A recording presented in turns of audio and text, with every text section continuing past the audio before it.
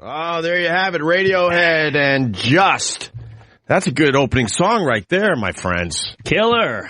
What's up, Mark Norman? I used to listen to that song in my headphones walking back from Real Bad Bombs. Really? Yeah, a lot of Radiohead, a lot of Creep, and all that shit. Benz is one of my favorite albums of all time. Good album. Of all time. To this day, I could still track through that, no problem. Oh, yeah. I was in a Radiohead loop the last couple of days, and it started with this damn Matt Pinfield who's coming in today. Uh-huh. He wrote a book about his life. What is it called? All these things that I've done, my insane, improbable rock life. Right. And he mentions a Radiohead documentary in the book called, help me out, Travis, Easy to Meet People, I think?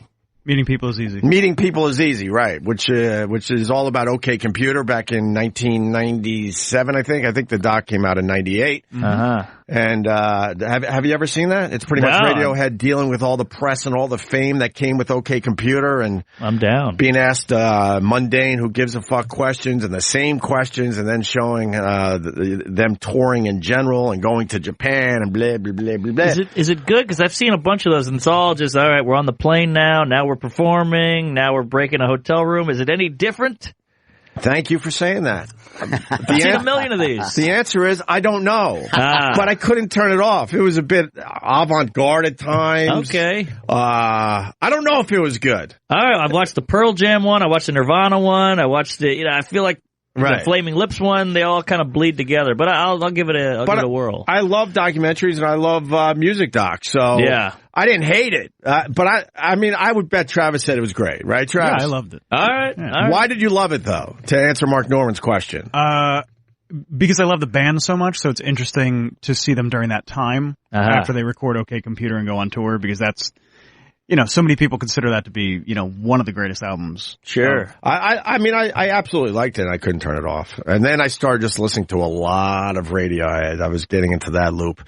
And then I watched the Just video, and I'm just obsessed with why the guy lays on the sidewalk. It's such a good video. Radiohead's that perfect band to say, because you say like, oh, I like this band. People go, it's a little overproduced. I like this band. Well, they kind of sold out. Radiohead's always the one to go with. Yeah. No one gives you shit for that one. Because they don't, they try not to sell out, but then they end up selling out in their own way. They give their album away for free. They do fun shit. Right. But this guy lays down on the sidewalk in the Just video. Has that question ever been answered? I would assume it has not. Is this the video where you stomp on the guy's cake? All right. Wow, Mark Norman. The guy's on the sidewalk. He just lays down, and everyone's like, why the fuck are you laying on the sidewalk? And he won't really tell him. Huh. And then in the video, I think he does tell him. And then everyone else starts laying down on the sidewalk. Interesting. Well, it gets you talking, You go, oh, what's that about? Right. What's the symbolism? Oh. What does that guy say at the end of the Radiohead video for Just? What do they say in this blog post? Vic, do you know anything about Radiohead in this video? I know that I agree with everything Travis just said on the 3-album run that he ran right there. And I was like you and Mark Norman. I have nothing but positivity to say. I have nothing to add to this. And I don't know what this means. And I've never known why the fucker was laying down. Yeah. I knew why Judah was hugging everybody in the Dave Matthews video. But why was that? I don't know. I don't even know the answer to that. Because everybody needs a hug. That's an easy one. Come on. No, it's something big and cheesy. No, it's not. It's not. It is what it is. It's not because roaches fly. It's because everybody. That's boring. I think it's something about the gays. That's what I think. Everybody needs a hug. Yeah, it's across the board. Judah also played a retarded guy in Curb Your Enthusiasm. Fun fact. Fun fact. Yeah. Did I see that episode? I don't think I saw that episode. Well, his tour de force though is in American Splendor. Yeah, because it's semi. Right. Like in Tropic Thunder, he didn't go full on retard. Right. He just went offbeat. Yeah. That guy was quirky. There's probably not anything wrong with that guy. He was probably full kook. Yes, he embraced his inner eccentric. You got to go with a taste. A taste of retard. A little bit. A little taste. Some sort of a nervous tick. Yeah, a little something. You can't go all in. Can't go full on. You got to put like maybe 1 foot in the pool of retard. Yeah, just a little up to your knee. Maybe you don't dive in. You said 1 foot. Would that be my left foot? Oh, you might go horrible. Exactly. Right. Exactly. You got to go a little downsy. little Corky. Yeah. Little Corky. I had the Corky cassette tape for a while. Wow. I lost it. Really? Chris Burke Sings. Sure. That's the name of it. Huh. I interviewed him. It's so wrong on a million levels, you know. Is it singing like a retarded person? No, Chris Burke sings. It's Chris Burke singing. Okay. My problem with the whole thing is what looks to be incestual homosexual twins that have lured Chris Burke into this travesty. I remember that whole story. And they're all on the cover of I still remember the cover of the cassette. They're all wearing like those Cosby sweaters to make it even more creepy now. The first song is Let's Get Retarded in Here. Yeah. It's Obladi Oblada. Yes, I remember that. I had that whole gang in here. It's really? So whole gang in here. I still remember their last name. It's like Demasi. It's like, come on, do you really remember this? How often do you come across Chris Burke Sings? Right. I found that. Right. Twice today. I found that in the 99-cent bin back when you could still find a cassette in the 99. I remember that he was singing and that's not the cover. I forgot about those two guys until you just mentioned they're the ones, that's who I'm mad at. I completely remember them. I have no problem with Chris Burke cashing in at the height of his quirkiness. But these guys are wrong on every level. But they were using Chris Burke for their own musical careers, and it didn't work out. Horrible.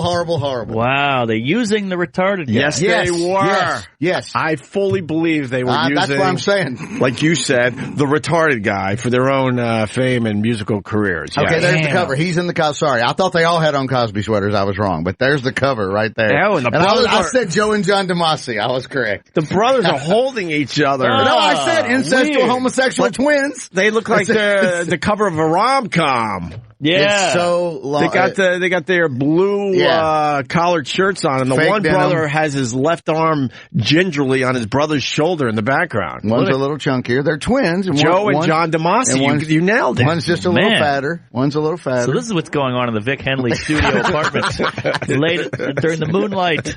I'm throwing shit like this out. Yeah, I love it. I'm just going through cabinets and I come across something like that. I'm like, fuck, I should keep this. I really should keep it. Yeah. And then next thing I know, I'm on the street putting it in a bag. The shit in the back of you and Jim Norton's closets are very different. I would assume so. Cleaning out my closet.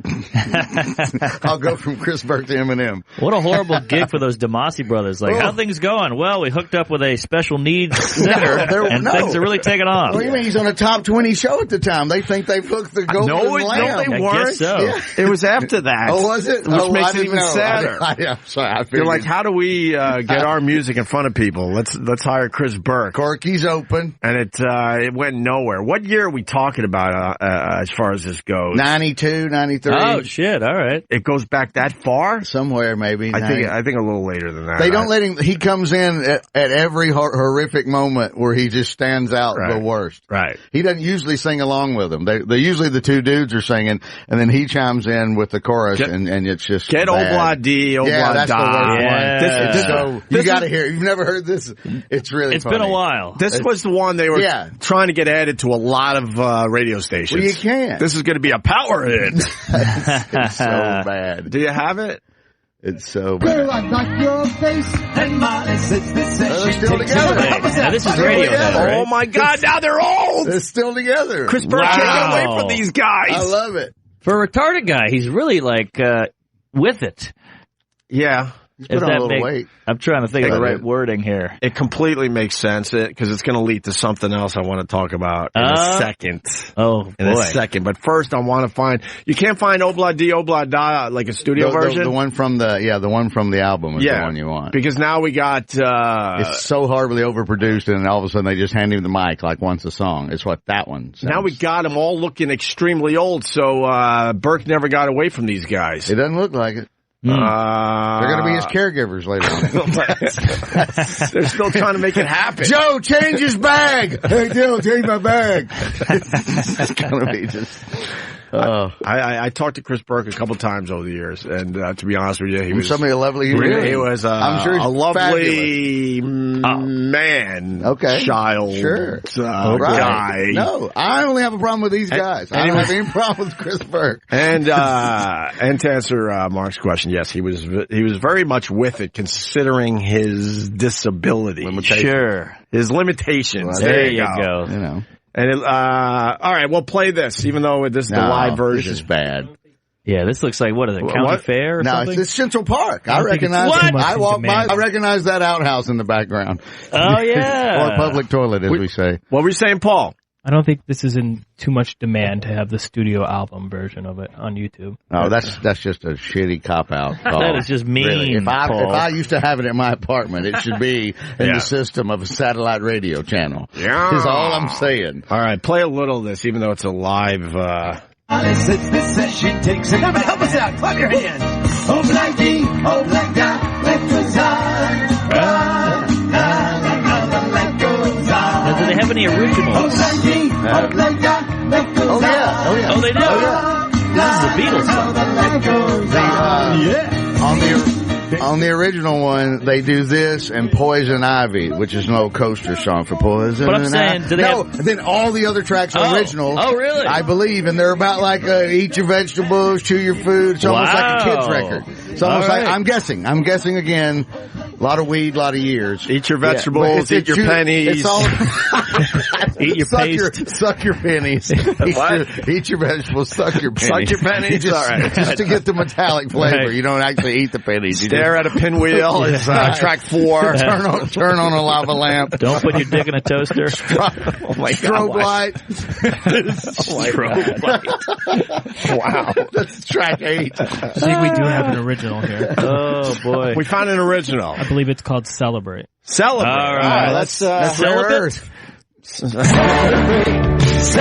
That's Rare Earth. Let's all come together. No, wrong. Celebrate. Oh, man.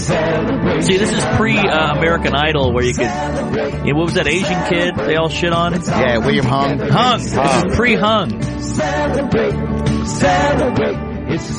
Wow, this is from 10 years ago. Oh, this is brutal. This is like NASCAR. You just watch it to see him burn. Yeah. Voices join in harmony. God. This guy ought to be hit with that guitar. This is cruel. The sound of joy and laughter. Oh, no, here comes... See, look. God, I can't do it. What are we doing with our lives? It's almost like when Dylan comes in. It really is. Very close to what Dylan sounds like now. If you go see Dylan now and he's singing with other people, that's what it sounds like when Dylan comes in. This is a big influence. Wrong. It's horrible. Big influence on Tom York. Because the two brothers are professionally trained, and they could easily be part of a kids show singing these goofy songs, but they didn't go anywhere in their career, so they dragged Chris Burke into this, and it looks like they're still holding him hostage all these years later. Right, That's been my theory. They're dangling a cheese string in front of him. I am with you on this. Oh, the DeMasi brothers are terrible people. They've got to in be. my humble opinion. Yeah. Brutal. Oh. Yeah, they were all in here though, and they were all right. But oh God, they've Eiffel Towered him. It leads to this during my very long break. Pretty much took August off. We're back full time finally. I think the show's called Born This Way. Has anyone seen it? No, I just know the Lady Gaga. It's pretty much like Real World with like Down syndrome. Is that right? Okay. Wow, what a concept! Is it called Born This Way on A&E? There it is. Oh, they're gonna fuck. There it is. That's what they canceled Sherrod for. He's canceled. They canceled that already. Jesus Christ. That was quick. It's off the air. It is off the air. He told me they were taking a little break. Right, that's what that wink for this. Wow. Taking a little break for this. Taking a little break for this. Damn. It's Born This Way. Season 2. No, it's a big show for A&E, but it's people with Down syndrome trying to live their lives as normal as possible, and they have couples and they want to have a baby, and everyone's looking at them like, maybe you shouldn't have a baby. Then you got a guy like, why can't I live alone, Mom? And like, well, we could give it a try. And then he finds a roommate, and it's very. I'm not going to lie to you. It gets pretty emotional. Well, you're like, this is fucking sad. Have you never seen any of the movies where they do this? This concept goes back to like the 70s, Like what? Like, Juliette Lewis and Giovanni Ribisi. Oh, yeah. Yeah. But Ralph Malph from Happy Days is in one of the earliest ones. Where it's like, Rosie was Ride the Bus is our favorite. So there you go. That's a great, Riding the Bus. Outstanding. You've never seen I've Riding never the heard Bus of with this. Rosie O'Donnell. We've done hours on this one, and it wasn't pretty. It wasn't pretty. Donnie Most and Linda Pearl, P-U-R-L. Yeah. Was that's one of the first ones I remember, and it's because he was on Happy Days. He's Ralph Malph. I remember Most. And then it's called Leo and Lori. I never saw Leo and Lori. It's one of the first ones I remember. Not retarded enough. From 80. Wait, your poll today is Leo and Lori from 1980? Yeah. That's fucked up, Vic Henley. Well, because this isn't on a list of things to talk about today. Well, that's my go-to. That's the first time How is that a go-to? That's my go-to. Because that's in my mind, that's my first memory of when people with Down syndrome or special needs or whatever we're calling it, not trying to be mean. Right. There was a made-for-TV movie, and this is my first recollection of when just everything you just said. I'm crying by the end. I'm a mess. Well, 18-year-old Vic Henley was crying and this tore me up. Did they make Donnie Most look a little funny or how? No, he just has to play it. He's just playing it. But everyone knows like Juliette Lewis in the other movies. But she was a little slow. Well, in real life? No, in the movies. No, but that's what he is too. They both are. But how did he didn't seem that off? How did he slow it down? He did the same thing Juliette Lewis and Giovanni Ribisi did. Because he made this movie when Happy Days was at the height of its success, and then you see this guy as someone a bit slower. This is just about every point you just said. And that's right. Yeah. Every time I see that picture, I can't remember the comedian, but I worked with some dude a million years ago, and it was appropriate because he would go on stage and go, "I'm Rocky Dennis, and I've got a headache this big." And that's someone's act. I wish I could think of who the fuck. Wow. I love it. I think that was Paul Reiser. I wish. So he wishes. Oh, Gilbert Grape, yeah. Leo nailed it. Fabulous. Nailed it. Yeah, Leo killed it. Leo destroyed on that one. But so getting back to Born This Way on A&E, my wife basically said, "You can't watch this. You're going to make fun of it on the radio." Oh. And then I'm watching it. I'm like, I'm almost fucking crying because it's like fucking sad. And then you got one Down syndrome girl talking to her father, who obviously is sort of like not the greatest father, and he might not be the greatest father because of how she turned out. And you're like, holy fucking! Yikes. And all she wants is a hug from her damn dad. And then I'm getting into the show and for what it is, and it's like, it's pretty emotional, right? And then they show like coming attractions or like a past scene of one of these whether adults, one of these adults on a bike, and all of a sudden this person just rides into a shrub. I'm like, okay. Oh, now they also want you to kind of like laugh it up a little bit. So is it like the regular real world where they like get drunk and hook up in a hot tub and fight over the rooms and all that? It might as well be. It's a reality show, so anything might be possible. Yeah. And one guy only wants to date like regular girls. He doesn't want to date Down syndrome girls. And so one of the Down syndrome girls is insulted by that. Makes perfect sense. But he truly believes that he could just date regular girls. So many questions. We could easily find clips to really goof on. There's not everybody I've ever met that's personally involved with something like this. I'd love to hear what they had to say about it, because you totally embrace it and all the honesty and all the fabulousness. And then where do you get into put the clip of him riding into the shrub on the bike park? Because that's what they want to show the whole time. Like My Big Fat Fabulous Life. These people that put these shows on, they're pure evil. They're way worse than what shock jocks were and edgy comedians, because they're making believe that, look, we're giving you a glimpse into something that's a little different. They're like, no, they figured out a way to put these shows on the air, and you're going to laugh and make fun of them. Right. It's Barnum and Bailey. It's freak show shit. Of course it is. The same with the midget show.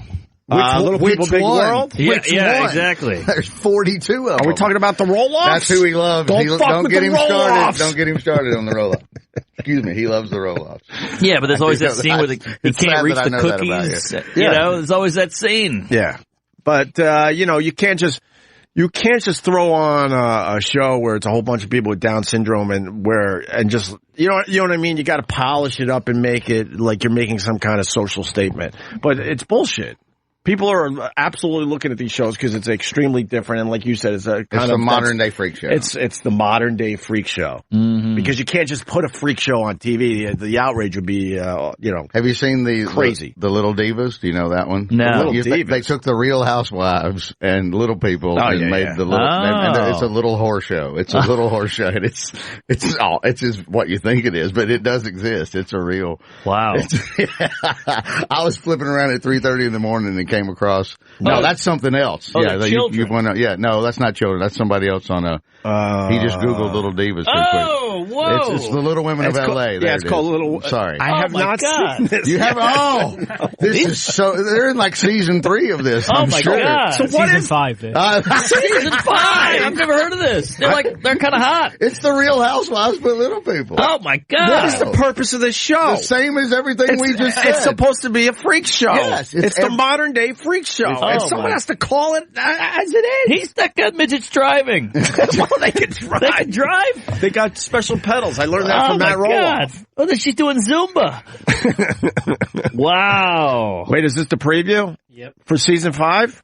Yeah. Oh, no, season LA 5. episode 9 preview. Yep. This is a preview for just one particular episode. I gotta watch this. Yeah, push play on this. I am part of the next season on Dancing with the Stars. First little person on Dancing with the Stars. So proud of you. My arms are short, so I'm going to hold the guy a lot closer to me, and I don't want his package right there. They want me to start 3 weeks after... C-section? 3 weeks after C-section. There's probably still a little bleeding. They're putting her on Dancing with the Stars? Looks like she's pregnant. Yeah. She's got to start like 3 weeks after she has she's the not kid. On. She must have not made it because I believe the cat. I was with my mom last week who was very excited. Were you holding your breath as they were announcing the cast, were you? My mom's on the phone with my Aunt Patsy. They're like, 83 and 85. They're jacked up beyond belief. About the cast of Dancing with the Stars. Now their life has purpose for another 4 months. That's hilarious. So, wow. I don't know. Maybe she was on 2 years ago. I don't know. I didn't see Little Women of L.A. Yes, Paul. There's 3 other spin-offs of Little Women. See? Jesus. Wow, I did not know it was a huge franchise. I thought Little Women was an old book. I had no idea. Look what it's become. Louisa May Alcott would be spinning in her grave. Exactly. Right now. There's Little Women, Tara's Little Family. I think that was the one we saw. Her name was Tara. Okay. Maybe. And then there's Little Women New York and Little Women Atlanta. They've spun it off, baby. You were right. Franchise. I didn't know there were that many little people. They're fun to look at. Oh, well, can't deny that. Although, our pal Brad Williams, it was the first time I actually got pissed off. Because I was walking with Brad Williams down 6th Street when we were down there for Moon Tower. We were hanging out the whole day. He ended up eating with us and whatever.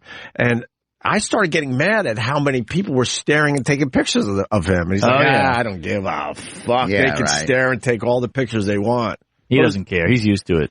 But when you actually know someone that is a bit on the small side, then you you're Team Brad and you want to fucking fight everybody around you. But then when Brad's not around, if it was another little person that walks by, then I'm the guy staring and trying to sneak a video of them doing something goofy. You really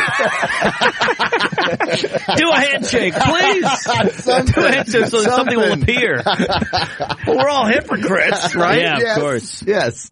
You didn't know that was true amazement. You didn't know that little people could drive. I had you no had no idea. idea they were special. You didn't know they could drive. It's a special pedal. Wow, that they have to install. I mean, I thought a go-kart or something, maybe. During a horrible blizzard here, like 12 years ago, the dude that was supposed to drive me to some bad Jersey gig canceled, and Nick Nowitzki, I know Nick. Nick drove me to. I had a little person drive me in his car with special handbrakes in a blizzard. What? To a Jersey gig. You're crazy. Yes. What? Me and him and a comic named Dustin Chafin. Really? Was he wearing an elf outfit? No. It was funny because the only other time I was in the car with him, he was taking phone calls saying yes and no to what he would do. In terms of, and it was funny to hear him sort of weigh it off. Yeah. I will be Cupid, but for $700. I will not be on St. Patrick's Day. I will not do, but it was really funny. I was with him on one other show, and for 2 hours, it was just off and on. He's taking phone calls going yes and no. And I could still never figure out what his criteria was. Sure. Because they all seemed the same to me. Every one of them seemed to be taking advantage. And I'd hear him go, no, that's absurd. Right. And then the next one he'd go, oh, fuck yeah, I totally do that. All right, we got, like I said, Ben Mezrich Mezrich around the corner. Bill Burr and Matt Pinfield. Stay there. We'll be back with more Opie Radio. Opie Radio is back. How many years ago did we meet there, Ben? It was maybe 10? More than 10 years. At least 10 years now? Yeah. At least 5 or 6 books, probably? I've written 18 books, but people only read about 7 of them. 18? Well, people only really read 2 of them. But Which 2? You go the Social Network one and Bringing Down the House. Bringing Down the House, which was an amazing book. Yeah, thank you. That was 2002 that book came out. So that's when we met. Yeah, that's 2002. when we met. 14 years ago? 14 years. And this is your 18th book? You look younger. You look like you're getting younger. I'm trying, brother. Yeah. I'm trying. I got the stress out of my life. Eating better. Eating better? Lost a few pounds, a few lbs. Yeah, you look great. No, I've been here forever. Yeah. Hey, Mark. That's Mark Norman, and that's how you doing? Vic Henley. Hey, of course, good to see you. And I took up fishing this summer. Is that right? Yeah, it's very relaxing. It's a good, you can sit there for hours. Until a hook gets caught deep in the fish, and then you go into complete panic mode because you don't want to fucking hurt the thing, even though you are hurting them by yanking them out of the water. It doesn't make sense, I understand. Right. But sometimes they get stuck way down in their stomachs, and you're like, oh, fuck. Anyway, we'll talk about that another day. This is your 18th book, The 37th Parallel. Yes, 37th Parallel. It's my 18th book, and it's my first book about the UFO world. Nice. And I got to tell you, I was absolutely blown away in the process of writing this book. I went into it a skeptic. I come from a family of scientists, and I write about young people who do crazy things in math and science. And then as I dug into this story and followed this story in, I kind of changed my opinion about it. And you believe in UFOs? I believe now that there is very good evidence that something crashed at Roswell in 1947 that today we still can't identify. I also believe that there's a very good chance that at least one time we've been visited in the last 40 years or so. And I also think that in the next few years, there's going to be a lot of information coming out that's going to blow people's minds. And that's kind of what the book is about. But how did this begin? How did you get... Sure. So this story, 37th Parallel, is about Chuck Zukowski. This is a guy who was a reserve sheriff's deputy in Colorado who was investigating a cattle mutilation. Cattle mutilations is this incredibly bizarre phenomenon in the Midwest where 10,000 cows and horses have been found lying on their left side, missing organs like heart, an eye, lungs, completely drained of blood. They often look like they've been dropped from a height. The situation got so bad in the 70s that 3 state governors petitioned the Attorney General of the United States demanding an FBI investigation. The FBI did a 10-year investigation and came to no conclusions. And you can, there's a Freedom of Information Act, you can get that FBI file, tons of the pictures of all these mutilated cattle. No one's been arrested. There's no evidence. We're looking at some of them online right now. Yeah. I've heard about this. They're really thing. Bizarre, and it's something you don't read about, in mainstream media. Maybe it's a sick fuck. For 75 years? I mean, maybe it's a big family like cannibals or something. I mean, there have been theories. One of the FBI theories was a huge cult. A biker gang was one theory. Medical experimentation by some private company, the military. There's been all these different theories. Those aren't too outrageous. No, none of them are too outrageous. There's no evidence. Far-fetched. There's no evidence to any of them. Okay. So Chuck, our main character here, was a sheriff's deputy. He was looking at this, and he started to say UFOs. He got fired from the sheriff's department. Wow. And became a ufologist. He got an RV. Puts his family in the RV, and he goes from UFO site to UFO site trying to find evidence of UFOs. His wife is not a believer. She's like a complete skeptic. She supports him, does 2 jobs to support his hobby. Yeah. Wow.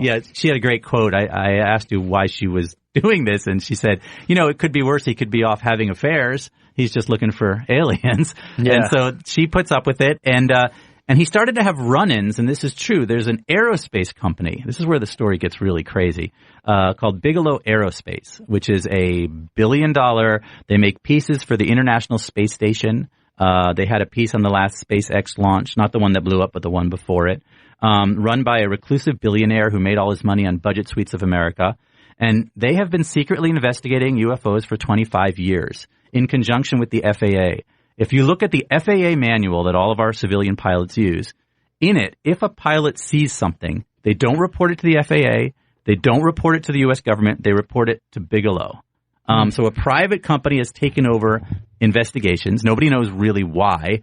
The conspiracy theorists think that they're reverse engineering, alien tech, all these different things. Bigelow has been looking at UFOs his whole life and is using his fortune to try and find the truth.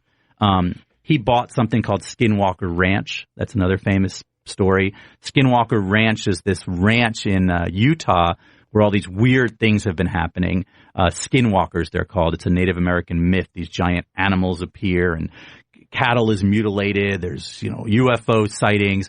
Bigelow bought the ranch, closed it down, and installed a bunch of scientists in it who have been recording data in there.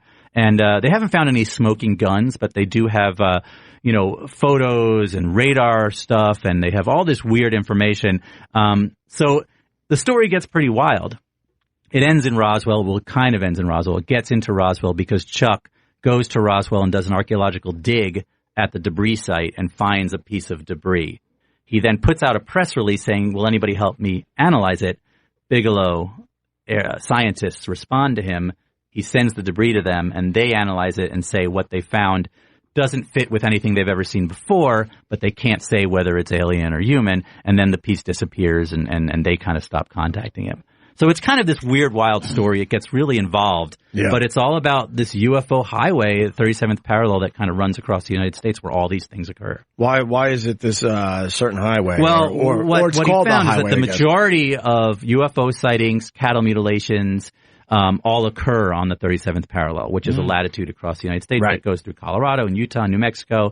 It also happens that most of our military bases are on that line. The Pentagon, Cheyenne Mountain, White Sands, they're all on the 37th parallel, and almost all American Indian burial sites are on the 37th parallel, and they have a very big UFO component to them. Native Americans believe in aliens. They've believed. I always just thought it was the military because they got to test this stuff before the public knows about it. So like the stealth bomber. Right, stealth bomber. There was a time people would see that in the air and go, what the fuck, that's a UFO. Yeah. And then you fast forward a whole bunch of years and then they finally introduce it. When they were developing drones, they all had to have looked like UFOs. And that's all very true. So in the 80s, Bigelow's scientists were studying something called the Big Black Delta.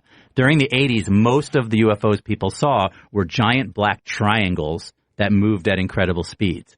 Turns out what Bigelow's scientists found was it was a military project making kinetic blimps. So they made these big black blimps that were massive, like the size of a football field, that could rise straight up but move very quickly. And that was a military black ops project. So yes, 99.9% of this stuff is military. Okay. I would say almost all of it is. Okay.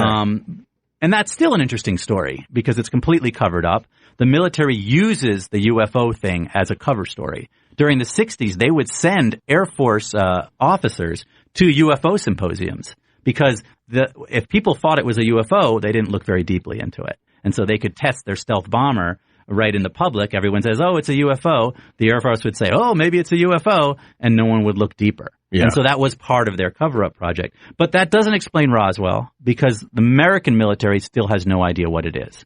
One theory is that it was Russian, that the Russians flew a saucer to try and scare the Midwest, basically, because it was after the War of the Worlds thing. Remember that crazy radio show? Yeah. So that was one theory. But today, you would think we would know what that was, and those files would be released. Do we have an alien? Do we have one? Yeah. You know, people think we do. I don't think we have an alien. The Roswell story was a mortician was asked for a bunch of child-sized coffins by the Air Force Base. Someone claims to have seen small, big-headed bodies at Roswell. There's no real evidence of any of that. I will say, Hillary Clinton recently... right. She said she's tiny with a big head. She's kind of small. She said she's coughing a lot. She said the aliens got to her. She said that she'll go Little Women. If elected, one of the first things she will do is try and open up these UFO files. And when asked if she believes we were ever visited, she said, "I wouldn't be surprised." And this is someone who had access to that's how you explain Trump, right, guys? Right. Exactly. And then her chief of staff is a big UFO believer. Bill Clinton was a believer. Well, he's from Arkansas. That's mandatory. That's Carter was a believer. Same thing, Georgia. Once you get into the southern states, Reagan believer. He thought he was a hillbilly. He was Hollywood. He thought he was a hillbilly. He had no idea he was from Illinois. But it's amazing the level of belief at very high levels in the aeronautics industry, in NASA, astronauts, politicians. There is a lot of belief. So I feel like we're moving towards some sort of an. Didn't one of the astronauts see some shit? Yeah, claim to. Was it Buzz Aldrin? I'm trying to remember which one. No, he said no. It was the other guy. See, the author knows. Scott? Was it Armstrong? No, it wasn't Armstrong.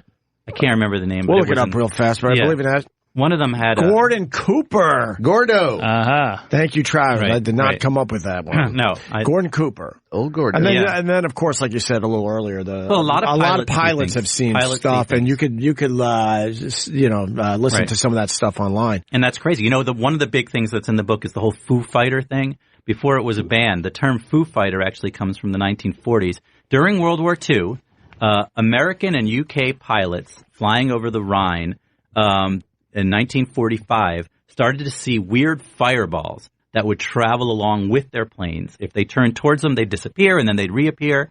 It got so big that the New York Times had a cover story. Is this some weird German weapon? When we captured all the German scientists after the war, our intelligence agencies went to them and said, what were these things? And they said, we never heard of these things. So these Foo Fighters was a real phenomenon seen by hundreds of pilots, written about in newspapers all over the place, never explained. And then 2 years later, you have Roswell. So it's all kind of in the same time period. It also coincides with the development of nuclear weapons. Many, if not most, UFO sightings occur near nuclear weapon bases, which could have two answers, one being foreign military spying, and the other one being there's some reason why some other civilization would be interested in nuclear weapons because they're a signpost to a society that's all military. That's raised to a certain point. I'm convinced it's all military. I mean, I would say most, if not all, but the possibility that there was one thing that wasn't, I think, is more and more clear to me. And why the 37th parallel? Why is all the sightings? Well, that's a good question. So Chuck found that there's a large confluence of events along this way. He starts to investigate along it, and he comes up with some of his own theories, one of them being an underground cavern system that exists there that for some reason is attractive to whatever's doing this. That's probably why the military chooses it, because they like to take existing cavern systems. You know, Pentagon goes down many levels below the Pentagon. Sure. And so the idea is that you use existing caverns. I don't think there's a real answer to that question yet, but I do think there is a lot of paranormal events going on along that line. But now we all have cell phones, so why haven't we seen any? Well, you know, listen, that's the thing is that of course, photos occur every day, but none of them are conclusive. That's what I mean. One where you're like, okay, look at this. Part of the reason is just, though, your expectations are very high. You're expecting us to have a flying saucer land on the White House lawn. And that's pretty much all a skeptic will accept as proof. A little light in the sky is kind of meaningless. So there is thousands and thousands and thousands of cell phone pictures.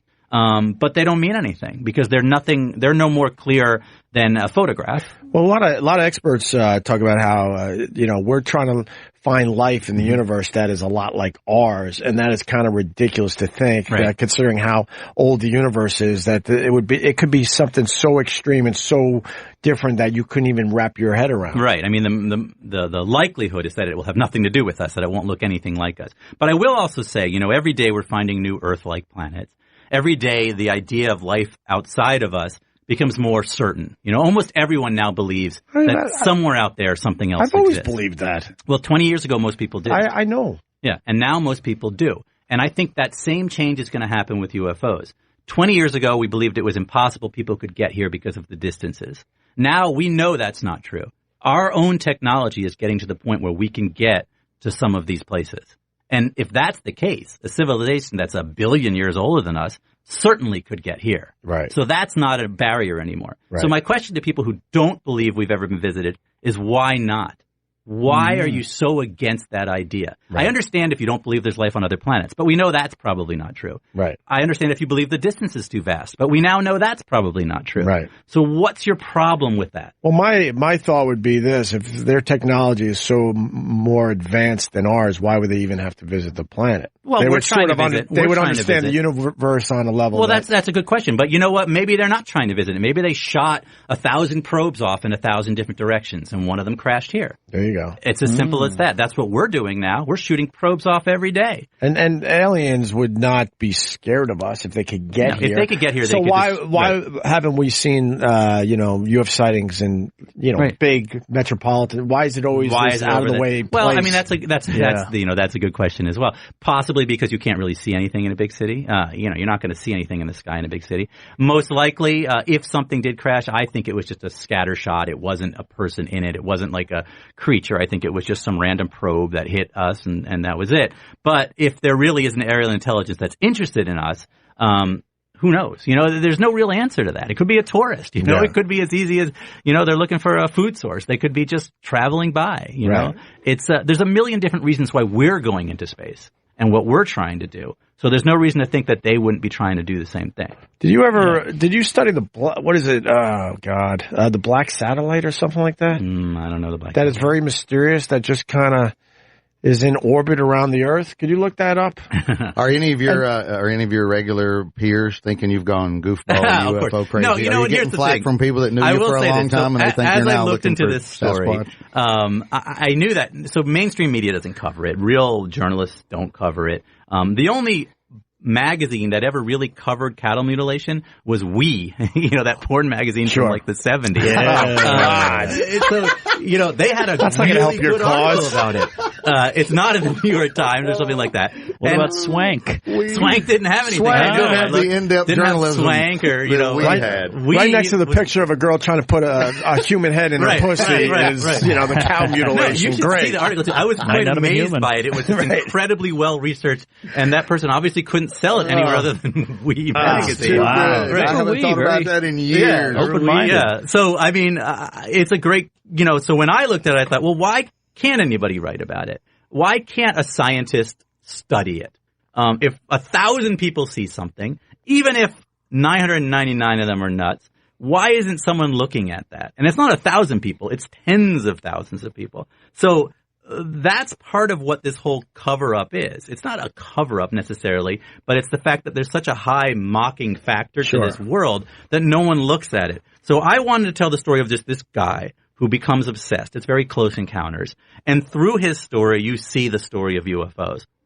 Now, in the course of doing that, I've come to the conclusion that I think something really did happen. But I don't know. I don't have a problem with, listen, I've written books that have been controversial before, and there are people who trash my books no matter what I write about. So I don't really have a problem with that. My dad is a scientist, and I expected him to hate this, and he loved the book. He read it, and he was like, listen, I'm not going to believe in UFOs, but I think it's interesting, and it's a world that really hasn't been looked at, and it's intriguing. And I think that's what's interesting to me. It's not necessarily, I don't care if people believe in UFOs or not. I think people should look at it, though. I think enough years have gone by that someone that worked at Roswell would have talked by now. Well, people have. And when that photograph was taken, so basically, the story of Roswell. These are the facts of Roswell. In 1947, a nuclear base, Walker Air Force Base, which is where the planes that bombed Pearl Harbor were sitting, okay?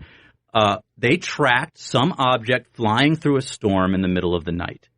Whatever that was crashed onto a ranch, Mac Brazel's ranch. Right, Dwight Yoakam. He calls the sheriff. The sheriff calls the Air Force Base. They send out Air Force people. They take some of the debris. It's silvery debris covered in hieroglyphics. Multiple witnesses see it. They take the debris back to the Air Force Base, and they put out a press release that says, we have now in our possession a flying saucer. Wow. The Air Force puts that out. A few hours later, they rescind their press release. They take all the debris and put it on a plane.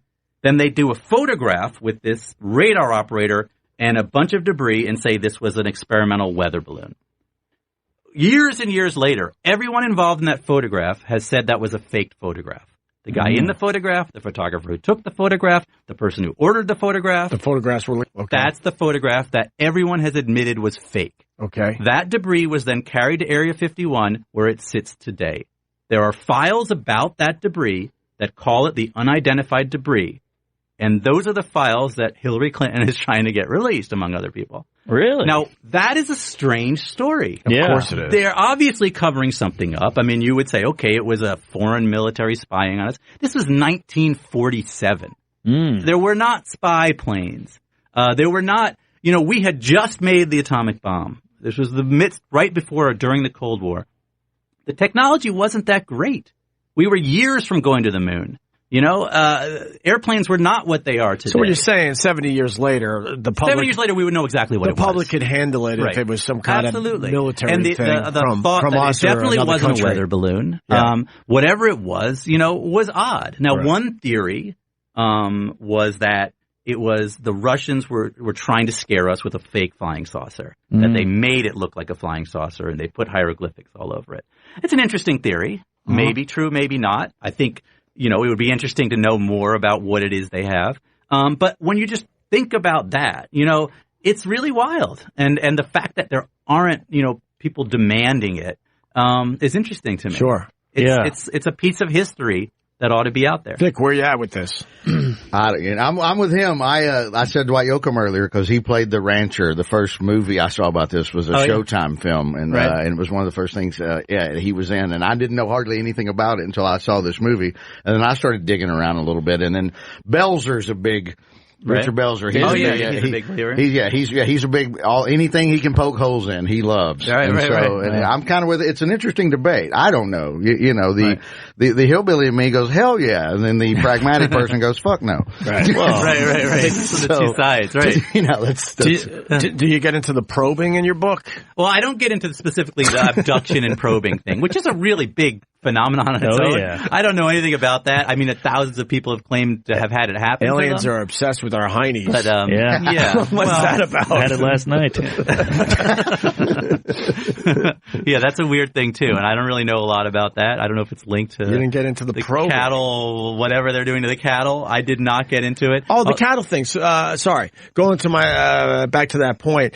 Enough years have gone by with that where someone would have came forward and said, "This is why they're all being mutilated." Someone would have been arrested at one point. You would assume somebody would have, when it happens on these ranches, there's never any witnesses. There's never happens in the middle of the night. There's no signs of struggle. It happens very quickly. Chupacabra. Chupacabra, right? It's and that is one of the problems, by the way, when you research a book like this, is you're talking to someone and they sound pretty rational when they're talking about UFOs, and then suddenly they're talking about Bigfoot and the Loch Ness Monster and like whatever happened to them when they were 12 years old, and you're like, okay, let's just focus on one thing for a minute. And you know what? Some people are too easy to believe, and some people are too hard to believe. Right. I think there's a middle ground. Right. Yeah. So you didn't go the abduction angle. I didn't. I think there's a whole book to be written in that. On the abduction angle, you stayed away from that. I stayed away from it entirely. I feel like it's too hard to interpret fact-wise. It's people's accounts. Sure. There's no evidence of anything. Go back to the black satellite thing, because I brought it up. Some people believe this thing is like 13,000 years old.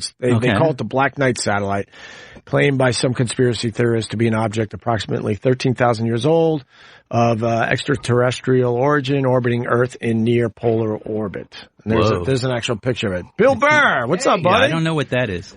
Ben, you know Bill Burr? Hi. What's up, Bill? How you doing, Ben? How are you, Ben? Bill. Yes. To meet you. We're talking about UFOs. UFOs, okay. And Roswell. Cattle mutilation. Disappearance of Jim Norton. Where is he? Australia? He's in Australia until Monday. Jim always said he'd never go overseas, so right there, that's a red flag to me. Well, we've been telling him he needs to do that for years, and he finally has done it, so I'm sure he'll have some stories when he comes back. If it is, in fact, Jim Norton. Yeah, exactly. Ben's from Boston as well. I am. Oh, all right. This is his 18th book. It's called The 37th Parallel. And it's all about the secret truth behind America's UFO highway. Secret truth about America's UFO highway. Do you think we've been visited by other beings there, Bill? No. Not at all? No, because we always go out into space and we find nothing. I find it to be one of the most, Right. Yeah. Well, it's just mind-numbingly boring. All that people talk about is the expanse of the universe and how small we are and how insignificant we are. But if you look at every other planet, we're crushing it. We are crushing it. Like if you had to stop at any other planet, they always make these aliens come here and they're all like, oh, this isn't shit. It's like, dude, you've been to Venus? It's just a bunch of gas. There's nothing sustainable in this whole part of the air. Well, you hit the spot. The argument would be we haven't gone far enough. Right. We're only on the surface of actually moving. But we're definitely the best in our neighborhood. There you go. There we go. Certainly. But you have to look. Hey, Opie, fair enough. That's my new expression to avoid arguments. Just say fair enough. Fair enough. We haven't gone far enough. Dude, it works 100%. Fair enough. I love fair enough. Fair enough is the shit. I'm with you. I think a lot of these UFO sightings were military shit we were working on, way before they presented it to the public. Did you kill that woman? No, I did not. We have video. Fair enough. Fair enough is better than... No one gets mad. Nobody gets me. Can't get mad with fair enough. It's better than agree to disagree. I hate that one. Agree to disagree is the worst. Cunty. Yeah, because that's totally cunty. Yes. Passive-aggressive. It's cunty. It is cunty because you're basically saying to the person, you're full of shit. You're wrong, but we'll just move on. Someday maybe you'll see it my way. Right. What about I respectfully disagree? Just as cunty? I can live with that. I can live with that. It depends. Respect. You don't mean it when No, it depends on how you hold your body. What do you mean by that? I'm with it. Yeah, like the way you just said it, you got your hat on. This guy's down to earth. Were you rubbing your? Yeah, I respectfully just. I'm like, this guy thinks he's better than me. He thinks he's better than me. If you're just itching your balls as you say that, you're good. Fair enough, dude. Fair enough. That's the way to go, dude. It works. It makes your wife mad though. Really? Because they can't keep being mad at you. It's like, all right, fair enough. But I mean, the Roswell thing though is that one is a strange, very odd story from 1947, Bill, where they said, look, we captured a UFO, and then all of a sudden they kind of changed their mind quickly. Gathered up the debris from a crash, put out a press release saying we have now in our possession a flying saucer, and then rescinded their own press release, faked a photograph with a weather balloon, and then shipped it all off to Area 51 where it sits today. And there are memos from today that still describe it as the unidentified debris. Do you think because of that debris and what they learned from that, you now have self-parking cars? That's right. Well, people actually thought, I don't know if I buy this, but that Mylar and night vision came right after Roswell. The transistor came shortly after that. So all of these things did happen right after that. Right. Those weren't the German scientists that we were like, all right. German scientists that we captured all of them. Yeah, but then they could give us all this stuff, so we kind of overlooked all their murders. We let, as long as they were making stuff for us, as long as you can make audio tape, we're good with right, it. We're okay with you. Exactly. We're like, no, in the last 9 years of your life, though, it's a little questionable. Yeah. Sewing people's heads together and stuff. But look at that recorder this guy made. Right. Well, I can leave the house with music now. Yeah, all right. Now we're good. It's not all bad. Fair enough. Fair enough. Now I understand the big picture. You had to do that to get your mind around what you really want to work out. Right. So you think, without a doubt, now how do you... I will say that, I wrote a story about a guy who went down this rabbit hole and became a big believer. And through the research, I now believe that there's a very good chance something crashed at Roswell that we covered up for some reason. I also believe that there's a lot of more evidence than people would realize, and that things are changing now. We're getting closer to some sort of revelation about it. What level security do you have to get? Like, how many tests do you have to go? How many times they got to send you around the centrifuge and everything before they're just like, all right, this guy's one of us. We can send him in to Area 51? Well, Area 51 is wild. They blindfold the people who work there. They drive them in the middle of the night. They work a little shift, and then they bring them out. Nobody really who works there knows what anybody else is working on. It's incredibly secretive there. And very few people have ever talked about. You sign these lifelong confidentiality agreements where you'll go to jail if you ever mention it again. Once you blindfold me and I'm driving in, I'm not saying shit to anybody. My whole time is like, I'm just waiting for the gun click. Right. I mean, they didn't even admit that Area 51 existed until WikiLeaks. And that's when we first even heard the term Area 51. It was never existed before. What year was that? A few years ago. No. 10 years ago. No. Area 51. No, people have known about it. They've never admitted that Area 51 existed. There's never been an official document. What about the documentary Independence Day? Except for the documentary Independence Day. People knew about Area 51. The military never admitted to it. But that was a great documentary. That was amazing. Yes, it was. Especially the second one. You ever see the second one? They made a second one? I didn't see that one. What? You like I've never heard of it. This summer, there was a sequel to Independence Day. Like no one saw it. Was Will Smith in it? No, Will Smith wasn't in it. Not even Will showed up. That's a red flag. Not even Randy Quaid either, my favorite person. Well, he's off the D. Randy Quaid should have fucking been in that movie. They should have brought him back. Why hasn't WikiLeaks gone into this? Well, these files are pretty secretive, but people are getting closer and closer to it. And I think that within a few years we're going to get there. You know what's interesting is even the Catholic Church has now changed its official opinion on life on other planets. Well, that's that new Pope. He's all progressive. Right. Well, a lot of people think that they're getting ready for what they think is inevitable. So previously the Catholic Church says we're the only game in town. All right. Now the Catholic Church says there might be life on other planets. That doesn't affect Catholicism. So I think religions are getting ready. It kind of does. Sort of if you look at their story. It does. It kind of fucks up the beginning of the movie. Of course it does.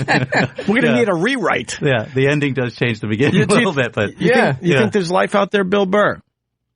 I remember, who's that guy, the black dude, scientist, who just you don't even have to be, you don't even have to be smoking weed. He will freak you out. Like, that guy freaks me out. The stuff that he talks about. Yeah. Love him. So good. So we were watching him one night, and I might have been him. It might have been a meme. I mean, who knows?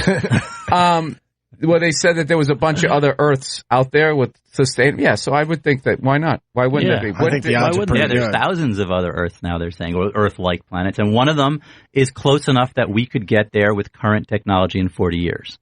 So it's not that far anymore. Wow, that is the ultimate deciding what your kid's going to do.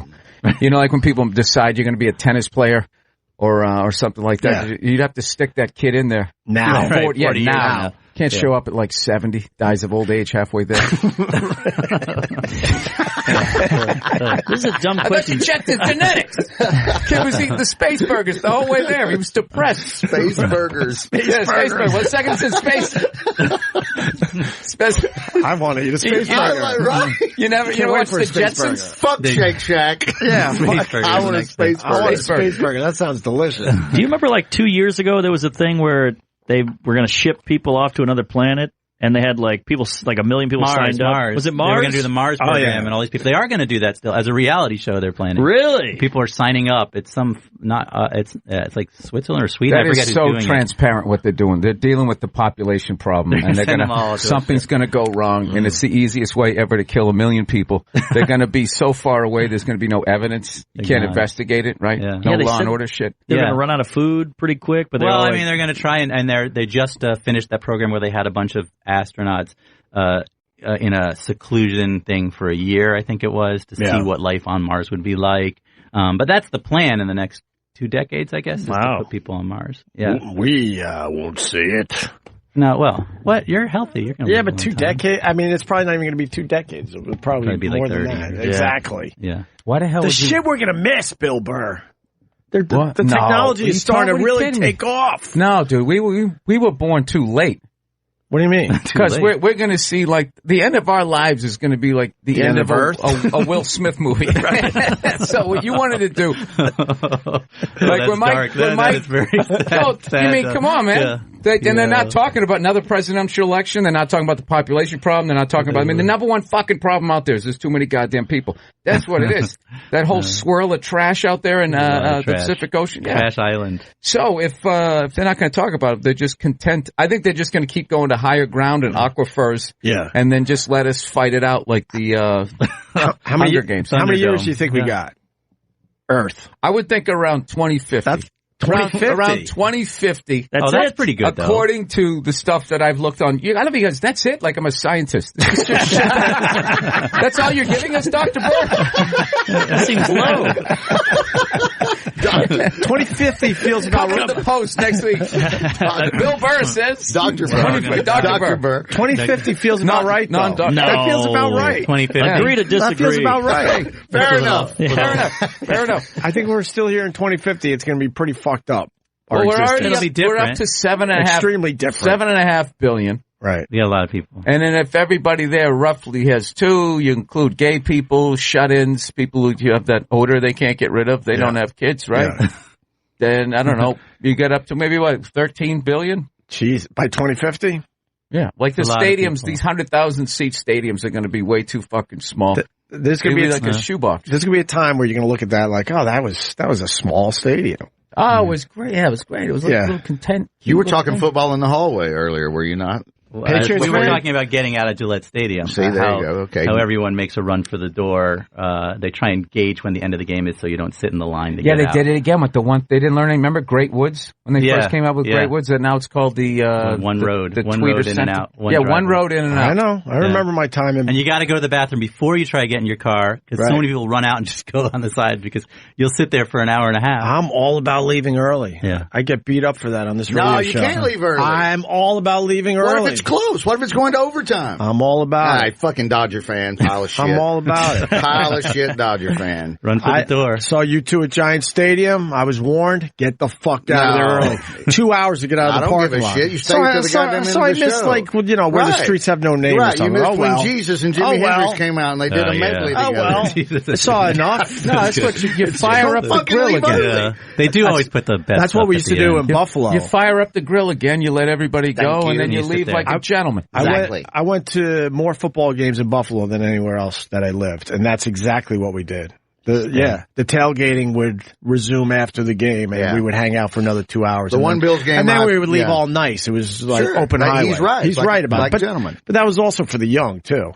Fuck. Oh, so now you're just old. You're in my 20s. Yeah, of course you can party 10 hours a day. I'm not saying to keep boozing. I mean, just go out, fire the grill. Exactly. Throw the football around a little bit. Have a cigar like a gentleman. Like a gentleman. Take out a little brandy, put on your fucking smoking jacket. We're all going to die in 2050 anyways. You only have till 2050 so... I'm thinking 2050 is about right, unless we really figure some shit out. I'll be 82. You got the number. You said 12 or 13 according to the stat. Oh, but I also said there'd be 13 billion. Yeah. What's great about this country is I don't think the population is going up from what other people who told me who do not work for the census. Right. People of the government. Our country's not going up. That's what I heard. Well, it's hard to have a lot of kids in this country. But people keep coming here. Well, that's from other places. Oh, we're going to take care of that. Mr. Trump. Yeah. How hilarious is that, dude? One time I drove from L.A. to El Paso, dude. That is a 2-hour drive going 80 miles 2-day drive. Yeah. Doing 75, 80 just the whole way. Yeah. And it's just, I just can't get that out of my head that there's going to be a wall. Like how long that would take to build. Of course. How long you first of all, people would bid on it. Like how long that Freedom Tower. Yeah. Everybody wanted that thing to get up. Some people wanted 2, some people wanted how long that thing took to get off the fucking ground. Mm-hmm. Took forever. Yeah. With red tape and all the bullshit. That wall will be up in 2050. 2050. Just in time for the end of the world. And by then, Mexico's economy will be better, and we're going to want to go over the wall. Then they'll make us pay for it. That'd be lovely. That would be too good to be true. That's the old reversal. That's right. How would that be too good to be true, man? I don't want to pay for it. No, well, I'm just saying in an ironic sense that we are fucking with them forever, and now if we want fajitas and guacamole, we got to fucking sneak our way in. I think that is absolutely wonderful. We can't cultivate that. No, you can't. That's my favorite part of America is Mexican food. It's one of my favorite parts of America. I don't. What's fucked up is that their Coke actually has real sugar and ours doesn't. So you got to get the Mexican Coke. And clearly, we came up with it. We outsourced it. Yes. What happened to our sugar and our Coke? Mexican soda has corn the syrup. real corn syrup. Oh, right. Do you remember in the late 70s when like that Sun-Kissed Orange came out? I used to love Sun-Kissed. It tasted amazing, and then all of a sudden it just sucked. Right. That's what happened. So it gave you cotton mouth, remember? All of a sudden when the soda started giving, your mouth wasn't right after you drank that shit. Yeah, so Fanta, the Mexican one the orange one still has the real sugar. So I drink that when I smoke a cigar. A little sugar, a little smoke. Perfect. That's nice. That's an odd image, but cool. Yeah. What flavor? Orange Fanta. That was very subtle. That's an odd image. You're kind of a moron. No, it's just I'm trying to visualize you with a big. I love the symbol and the can. And this is the thing. It's a can of Fanta. No, it's like the glass bottle. It's the glass bottle. This what's funny is everybody comes over my house and they're like, dude, what the fuck are you doing? And the second they see the bottle, it's that child sense memory. They're like, Dude, I want one of those. Give me one of those. And we're all sitting out there like we should be playing marbles or something. I love the symbol of your success. Obviously, Bill is just fucking huge. Is a cigar and an orange soda. That's awesome. Yeah. That's what I said. That's a wonderful image. I said odd, but I meant that's a wonderful image. Burr thinks of his success. It's a cigar and it's a Fanta. Dude, I'm telling you right now. I did this gig in Calgary, and this guy who owned a cigar bar. He's the one who hooked me up with the whole little smoke, and then he was drinking this liqueur was really sweet. I'm like, dude, what the fuck is with this? He goes, I go, why don't you drink a scotch? He goes, we already got the smoke. He goes, smoking is smoke. And all I kept thinking of was, remember that movie Big Night? Tony Shalhoub. Where the lady ordered spaghetti and then a side of mashed potatoes, right? And the chef wouldn't do it. He's like, it's a starch and a starch. I'm not fucking doing it. Right. That was it. Sorry, I'm getting away from the Area 51. Oh, no, Ben's okay. I think Ben sold a lot of books today. I would definitely read that. It's a wild Especially story. Since there's a free one for you later. Plus, you know what I like too? It's not that long. No, none of my books are made to read on the flight to LA. Is that right? It's like I don't write a lot. And Ben, it's on Audible, which I'm a huge fan of. I did the voice too. I'm a huge fan of Audible. So I did the audiobooks. So it has a lot of pictures. You mean audio? It's got like audiobooks. A lot of cattle mutilation. Audible.com is the app. I was picturing Peyton Manning stomping. Cattle mutilation. Omaha. Yeah, it's like I don't want to read this, and then you call it Audible, and somebody else comes in. It just tells you about it later. I also like that there's pictures. For someone like me, it's really difficult for me to read. The pictures are like a nice break. You know what I hate about you authors though? You have a whole bunch of pictures in your book. Let's say like 10 pages in a row of pictures, and you go, oh, 230. That means after the pictures, I'm going to be on 240. And then you turn and you're on 231. You don't count the pictures as a page. I know what you're saying. Yeah, but if he does that, then real bookworms feel like they got ripped off. Yeah, you want more pages. No, some of the authors understand that, you want to break in your reading and, I like and you can really pop short out. chapters. I'm trying to get shorter. My goal is 1-page chapter. Dustin Hoffman. I'm going to get there eventually. Richard Dreyfuss. Been thinking it the whole time. Dead on, dude. Dead on. The whole time I'm going, this guy's famous. I've been getting that a lot. I was too scared to say it. Yeah. Certainly. I got you. Right. Yeah. Mr. Holland's Opus. With the glasses. Mr. Holland's Opus. It's over. Not Jaws, Mr. Holland's Opus. Matt Hooper. Jaws. No, on a cold... Older Richard Dreyfuss. Well, we're going real old. Their hair is a little gray. gray. A little older. Yeah. I agree. A little past Jaws, I would like give it. you. It's all you need to do is put on the knit movie cap. after Jaws? And then you got Jaws. No boating accident. Then it's Jaws. He had a beard, I think. A beard. He does have a beard. Give me Richard Dreyfuss's Wikipedia. I've been getting a lot of Richard Dreyfuss. I'm going to go 2 movies after Jaws. That's like you. a doll's. That's you. You're like... What about Bob? What about Bob? You're and like, you got the Baby Steps book. Wasn't that? Down and Out Beverly Hills. Down and Out Beverly Hills. Yeah, wow, that's all right. That's the one that brought him 10 years later, 11 years later. Yeah, you're about Down and Out in Beverly Hills. Was that Marissa Tomei naked? That's the Richard Dreyfuss. Marissa Tomei was naked in that? In Down and Out? I think so. No, she was naked in The Wrestler. Wait a minute. What's the blonde in that? Looking good in The Wrestler, too. Looking good. Bette Midler. No, I don't think you mean Bette Midler. I don't know. I'm thinking of a different movie. I'm thinking of Slums of Beverly Hills. Yeah, Marissa Tomei's one of those hot forever. Oh, yeah. Slums is Alan Arkin and Natasha Lyonne. Yeah, that's one of her debuts. Right? Yes. Oh, so you might be thinking that. That's right. That's Slums of Beverly Hills. Great movie. He Wonderful did movie. Bringing Down the House, Bill. I was one of those finished from day one. I was calling back to something I said a minute ago. I said, she's one of those hot forevers. And I was like, I got to explain a joke here. That's never good. No. No, I don't know. Ben, thank you. I'm going to read this book. Thank you. I hope you do. And it should be fun. And I hope I see you in Boston at some point. I haven't been to Boston in a couple of years. No? I used to get up there once a year. I love it up there still. Yeah.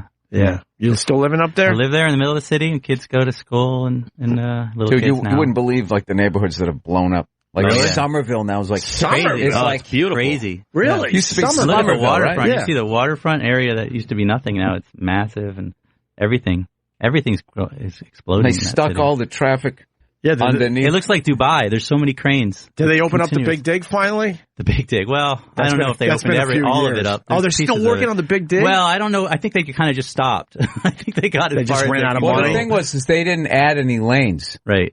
They just stuck it underground. So then the federal government was like, so this was just a big aesthetic, I say that right, project. Right. So then they got mad, and it's like, well, we already built it, so. You know, the first job I ever had, right out of college, I worked 7 in Boston, and I had to do a documentary on the Big Dig, and it was called The Big Dig, Dig It? That was the first thing. That was my first writing job, was to write The Big Dig, Dig It. And it was the worst thing. I had to interview bridge engineers and tunnel makers and the guy who does the lighting in the tunnel. You get called a faggot a lot? You know what? As I remember, I did. I did. It was that kind of scene. And it was, a tough story. Did you get to go on the ground when there was, I got to see that it, would be cool. Dig it. But no, these guys, these bridge engineers, I mean, they really believe in what they do. they better. And then, I mean, they have to be good at it, but it was tough. It was a tough writing job. Yeah. Yeah, but I do remember it. Yeah. All right, with that, and then fast forward, you're on your 18th book. New York Times bestseller. Thank you. 2 times. Yes, and thank you so much for having me. Hey, dude, at that point, you got to feel like I'm never stopping. Because, like, the big thing is writer's block. If you get up to 18, you're just like, gotta be done. Yeah, like, I'm supposed to do this. I like doing it. It's been a fun journey. You had me on 10, 12 years ago. We've talked about almost every one of your books in the last. He's bringing down the house with Kevin Spacey, the counting MIT cards, kids, the MIT. Oh, I read that book. That was a great. That was him. That was a great book. And then also, and I plowed through that, and I never do. I plowed through that book in about a day and a half. His books are great. Do you gamble? Yeah. No, because I just, I realize I'm not smart enough to count cards. That's what and then I see what happens to you when you can't count cards. Right. Well, Vegas around in your slippers. Vegas wants you counting. Vegas wants you counting cards because they know most people can't actually do it right, and they get cocky like, I'm a card counter. You know, if you're counting cards in a casino, Vegas will put a card counter in the security booth who watches you, counts along with you. And if you're not good at it, they'll give you extra drinks. They want you to stay. Right. I didn't know that. That's the update on that. They hire card counters to work in security now. To see if you're a good card counter or a bad card counter. What kind of a fucking sellout does that, man? I don't think it's a sellout. I think they brought him to a back room and said, "This is what you're doing for us. We'll pay you well, fair enough, or you're fucked." Right? Right. Well, that happened in I would assume there's some strong arming going on. In the 90s, it definitely And then happened. he did, what was the name of the Social book? Network. Excellent Billionaires, about the Facebook story. Okay, I saw that movie. That's him. Boston that was you? Story. Yes. That was me. I wrote the book, yeah. Got an idea for the next Stephen thing? King must got a little teaser? hearing footsteps with this my guy, next thing is Boston-based, too. My new book is called Woolly. Comes out next year, and it's about the de-extinction of the woolly mammoth. A scientist at Harvard and his team are bringing the woolly mammoth back, and they're going to populate the Siberian tundra, which is a place called Pleistocene Park, which they've built, and they're going to have 80,000 woolly mammoths running around. And this is real. They're on the verge. Yeah, they've already got a mouse with woolly mammoth hair, and they can make little woolly mammoth tusks. And it's all about genetics and how it's, like your 2050 thing. We've already genetically altered the food. Now let's we're going to de-extinct. And how close to the original will it be? Well, it's elephant will give birth to a woolly mammoth. Yeah, I heard they were using So it will be an elephant with woolly mammoth hair. The size will be bigger. The tusks will be different. The blood will be different, so it'll live in cold temperatures. But it will look like a woolly mammoth. What's the benefit? Will it be able to reproduce? Are you going to get into the mule? It will be able to reproduce. It will be. It won't be sterile. Yes. The big question is, will the elephant parents take care of the woolly mammoth baby? That's one of the things they're working on. I just want to hear Jeff Goldblum right now talking about I'll say, science finds a way, and we're all in trouble. Pour the drip of water on your hand. I just don't get that. Yeah. That's good. You don't even have to say anything else. No. You can already see the movie. It's in a woolly mammoth. So what's going to take us out? Woolly mammoths or robots? Woolly mammoths are good. They're going to help us. What do you think takes us out? How are the woolly mammoths going to help us? Yeah. I'll tell you. You want me to really get into that? So this is the theory. So there's this crazy Russian guy who has this thing called Pleistocene Park in Siberia. And what he's done is he's got this huge tract of land. He's brought all these cold weather giant animals like bison and reindeer and horses. And he's got these World War II era tanks. And he's been pummeling the tundra. And what he's discovered is that, if global warming, the whole world is warming, the tundra is this massive time bomb. It's full of methane and carbon. When that melts, it's like all the forests on Earth burning 3 times. And it's about to melt.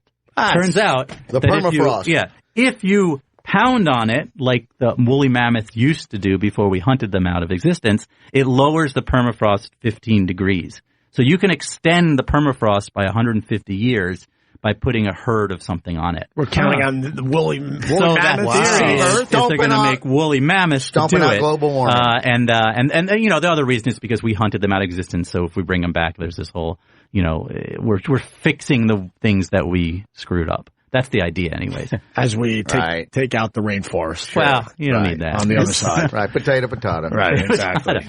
But that's the book that comes out next year, Woolly. Very, very cool, Good man. name. And we're doing a movie with that as well. Your 18th book, your ideas are getting a little flimsier. Started with the social network, and then it just keeps getting weird. UFOs to UFOs to woolly mammoths. You're killing in the beginning. Out of the gate. Tribe of Bigfoots living on a foreign planet. I like it. I went from Vegas to Facebook to UFOs to woolies. Yeah. I think it's going upward. You think it's going down?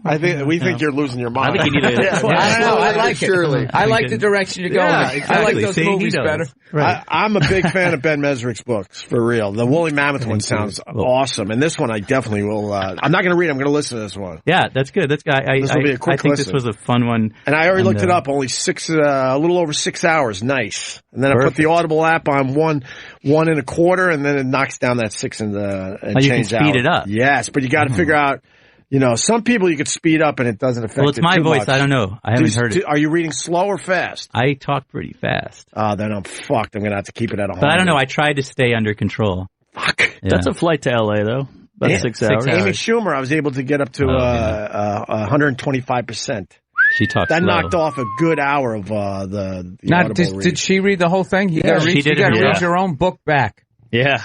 Yeah, but someone like you, I would love to read one of your books. No, you wouldn't do Why? it. I can't read out loud. Oh. That would be funny, though. I stumble over shit. And then you could rant. You could go off subject. That would be beautiful. Yeah. I'd love Corolla that. did that. Yeah, exactly. That would be cool. Amy was in here recently, and I told her she was a very good reader. I don't know if that's a great compliment, but I appreciated a good reader. Yeah, but you got to put the fast speed because she talks about getting molested. You want to get through that. Yeah, fast. and that goes slower. Yeah, let's go fast through that part. But all right, we got to take a break. Thank you, Ben Mezrich. Always a pleasure. The secret truth behind America's UFO highway. We're talking about the 37th parallel is the name of the book.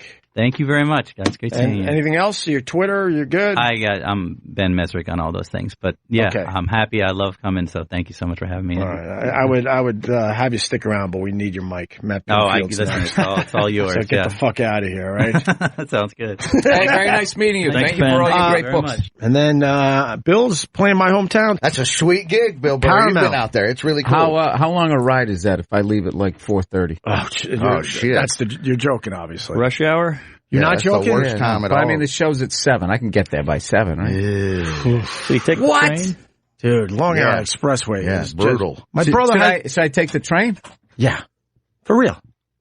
You put your hat down low and then nobody gives a shit about me. Put my hat down low, I'll get arrested. Put on a fake mustache, sunglasses, hoodie. Yeah. My brother has a restaurant close by. I was going to say go early and go around the corner and eat My dinner. brother's restaurant's really good. Yeah. She just loves the pantsuits. Yeah. I love it. She dresses like Rhoda. Yeah. Sorry. Hillary Clinton. All right. It's a great. Have you ever played Paramount? Obviously not. No. If you're asking about traffic, it's a great venue. My God, I think you're gonna have a good time out there. Yeah, 7 to 10. No, I'm already doing the math on how the fuck I'm gonna get out there because I have other stuff I have to do. The train is an hour. Oh, that's not bad.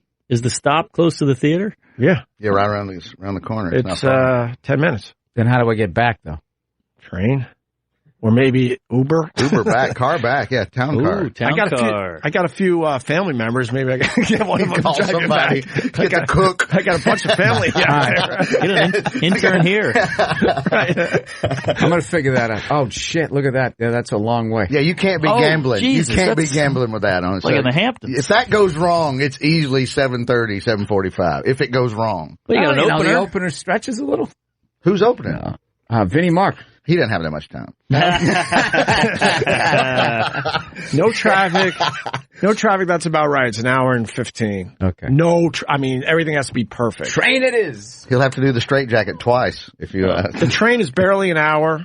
4 hour by bike. 4 hour by bike. 11 hours walking. Should have brought your helicopter to town. That's 36 miles. All right, cool. All right, now I know what's up. All right, listen, we're gonna. You're sticking around for a while? Yeah. Very cool. We got Bill Burr and Mark Norman, Vic Henley, and Matt Pinfield wrote a book. He's coming in to say hi, too, so stay where you are. We'll be back with more Opie Radio. Opie Radio is back.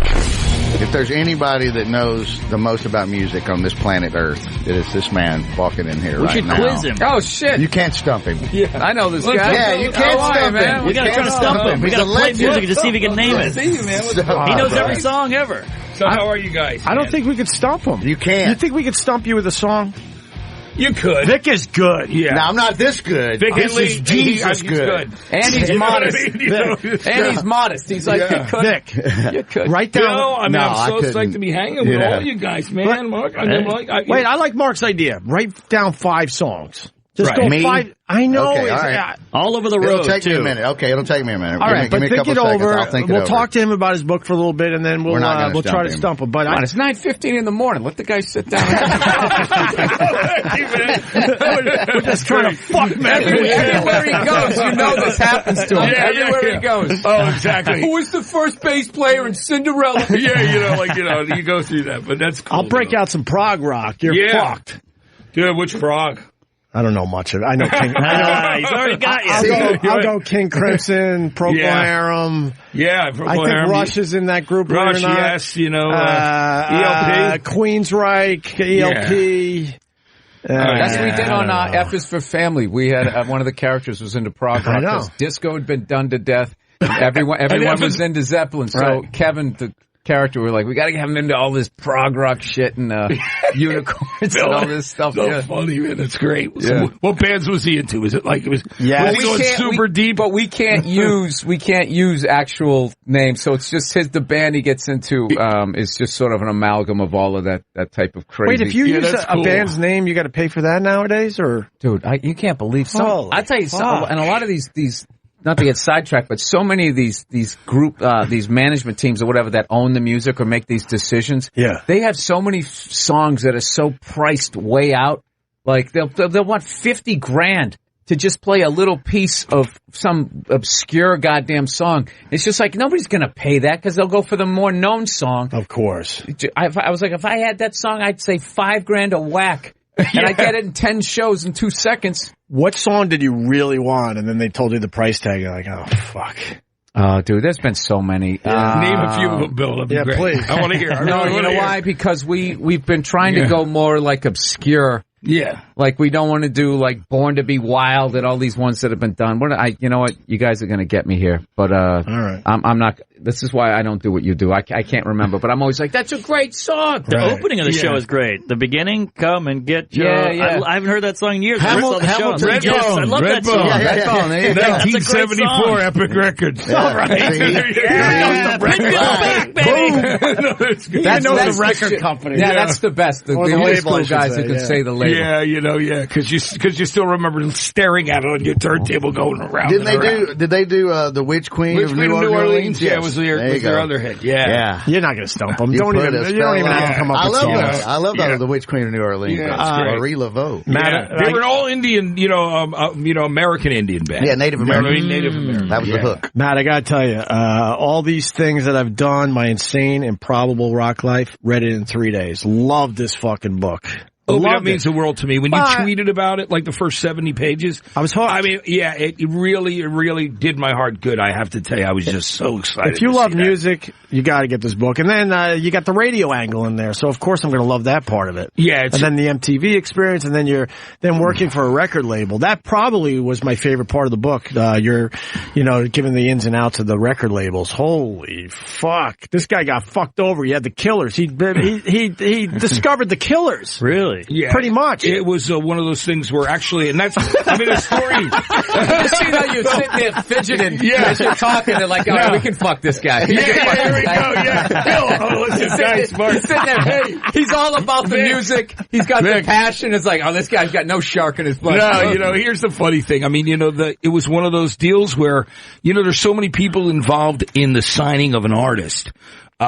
At a major record label like that, it's about everybody coming together And, there have been times you'll lose bands because another label will outbid you $20,000 for a band. And there goes your kid's college fund. You know what I mean? Because, but the Killers thing was amazing for me. At least, like I said, it wasn't amazing. You wanted to pretty much jump out a window. You knew these guys personally. You were in their garage in Vegas. Wow. Yeah, watching them play Mr. Brightside in their garage. Before anyone else knew in the drummers, Ronnie Vannucci's garage. They were still doing those songs. Isn't he great? I got a soul, but I'm not a soldier. Yeah, which, and that comes from, and it's in the book, I had been coming from mentoring soldiers in Colorado City, Colorado. U.S. Army calls and says there's musicians coming back from, soldiers from Iraq. So would you come here and be part of this mentoring thing? And I said, of course I would. So they flew me there, and I flew right from there to Vegas to see the Killers play in their garage, and then hung out with them that night. And, where the song came from was, it's in the book, but, Brenda Flowers he had an old AMC Central. It didn't even have a CD player yet. I mean, it's, the band, now, of course, they made some serious money and they become a huge stadium band. So how did they wrestle them away from you? It was just I'll tell you what it was. My bosses Suge Knight came waited. My bosses waited, for me to bring them in on the Friday, and Leor Cohen, who was one of the guys with Rick Rubin who started, Def Jam, he and Rob Stevenson, the other guy there, they were like, they even said to me, they go, we feel you breathing down our backs. So they put the band in a limo, brought them up to the Upper East Side, and had the contract ready to go, and just said, what does it take to get you guys to sign it? So then I got the phone call. You could blame Beyonce. Wasn't there a Beyonce? There was a Beyonce and John Mayer benefit dinner. I'm just trying to show you that I read the fucking book. Sometimes I have to lie and go, oh, your book was amazing. I read the whole thing. No, I actually read this one. I love that you did, Opie, and I'm glad you really enjoyed it too. Did you see that did you know they were in the limo? No, I didn't know. You know what? I was expecting them to come to Sony to Columbia the next day. And then I got the phone call from them going, hey, Matt, we're really sorry. So there goes Hot Fuzz. But he wrote the song the night that, he drove me back. We were singing the Beatles in his car and then dropped me off at the Las Vegas Hilton. We started talking about my midlife crisis, and he went home and wrote this song. So it was like that kind of, He was the inspiration for that song. I was just picturing you in your hotel room, like knowing you're going to Sony the next day. That whole thing, you're just singing, shaving. And then literally they're up there just fucking you over. And you get that phone call, man. That'd be a great scene in a movie. Oh, man. Like just cutting back and forth between the two of them. Have you ever figured out how much money that cost you not getting the Killers in your own head? No, that record sold like 10 million copies worldwide. You know what I mean? So if you think about, even if you get a point on the record, like I said, my kid's college fund, my youngest daughter. Do they call you every 6 months? Once again, we're really sorry. Apologize. My bad, they're up to like 30 million. They give you some who gives a fuck gift every Christmas. Bottle of fucking Are you champagne. in the liner notes at least? No. I mean, but you kept in touch with the guys over the years. Yeah, I've been friends with them ever since. I did like the radio specials for Sam's Town. Yeah. And I actually handled it in the way you would handle it. I called up Rob Stevenson and said, congratulations, and Leor. What else at that point was I going to do? And, people at my label were like, you're talking to those guys. Fuck them. You know what I mean? And I'm like, man, I can't, because I wear different hats. That probably made it worse for them. That you were nice about it. Maybe, Jesus. But it was so, at least get the credit. Like, I saw him. I had the eye. Yeah. Nothing. Is that anything? No, don't mean shit. Now, have you ever run into Rick Rubin or any of those guys? Who were the guys that did, what's it going to take when you were sitting there? Oh, Leor Cohen. Oh, yeah. I stayed friendly with him. I mean, in fact, Leor even tried to hire me at Atlantic after he left and decided it was running like the whole Warner Music Group. He tried to hire me. But the next time you guys run into each other, you haven't talked, like, how does that conversation going down? We're always, listen, it's one of those things that these business friendships with, people that work in the music business, it doesn't make any sense to have any kind of animosity, and I didn't. It's just like it is what it is. You win some, you lose some in that business. So that was a biggie. Yeah, I know, it's true. Is his name really Leo Cohen? Leor Cohen. Oh, yeah. Leor. Yeah. Leor. But he was always he always liked me, trying to hire me, after I was out of Columbia, so you got to give him that. Leor, that's interesting. I've never seen that name. L-Y-O-R. Well, he and Rick Rubin started, Def Jam, signed Beasties, LL Cool J. Wow. Very, very, and things like that. So, wow. They're smart guys. The stories in this book are great. You got to tell the David Bowie story here today. Ooh. The one where he invites you over to his apartment. Yeah. It blew my fucking mind. Yeah, that was amazing for me because he was one of my all-time heroes as a kid. I loved Ziggy Stardust and Diamond Dogs and, Hunky Dory and all those Diamond records. Dogs, great album. Isn't that a great record, man? Yep. It's unsung great. You know and what I I'm mean? a classic, after David passed, I heard Marilyn Manson talk about somebody recommended that to him, and I was like, all right, well, if he liked it, I'm going to put it on. I was like, fuck. And it was great, right? album. It's really dark. It's a dark record. He was going through this period with Diamond Dogs that, as Tony Visconti, his producer of the years, likes to say, it was a pretty dark period for David. But I love that record, and I was about 11 or 12. It was my birthday when I got that album. So for me, and then I saw him on Broadway in The Elephant Man, and, I always followed him. And back in those days, when you wanted to grab a song from somebody, you were looking for something, you're like meeting somebody in like Jersey 35 from You described it going to see a drug dealer or something. Yeah, it was really like that. In the book, how you described how we used to have to go and get music, it brought me back to a time where you would find that obscure record store that had imports and and the word would just get out. Yeah, like Golden Disc here in New York City, or Bleecker Bob's. Bleecker Bob's, yeah. Right? Man, those Vic, I'm telling you, it's the whole idea of that was that, you would go to find that single, that B-side. You were so in love with it. I had a friend that would mail away for all the European,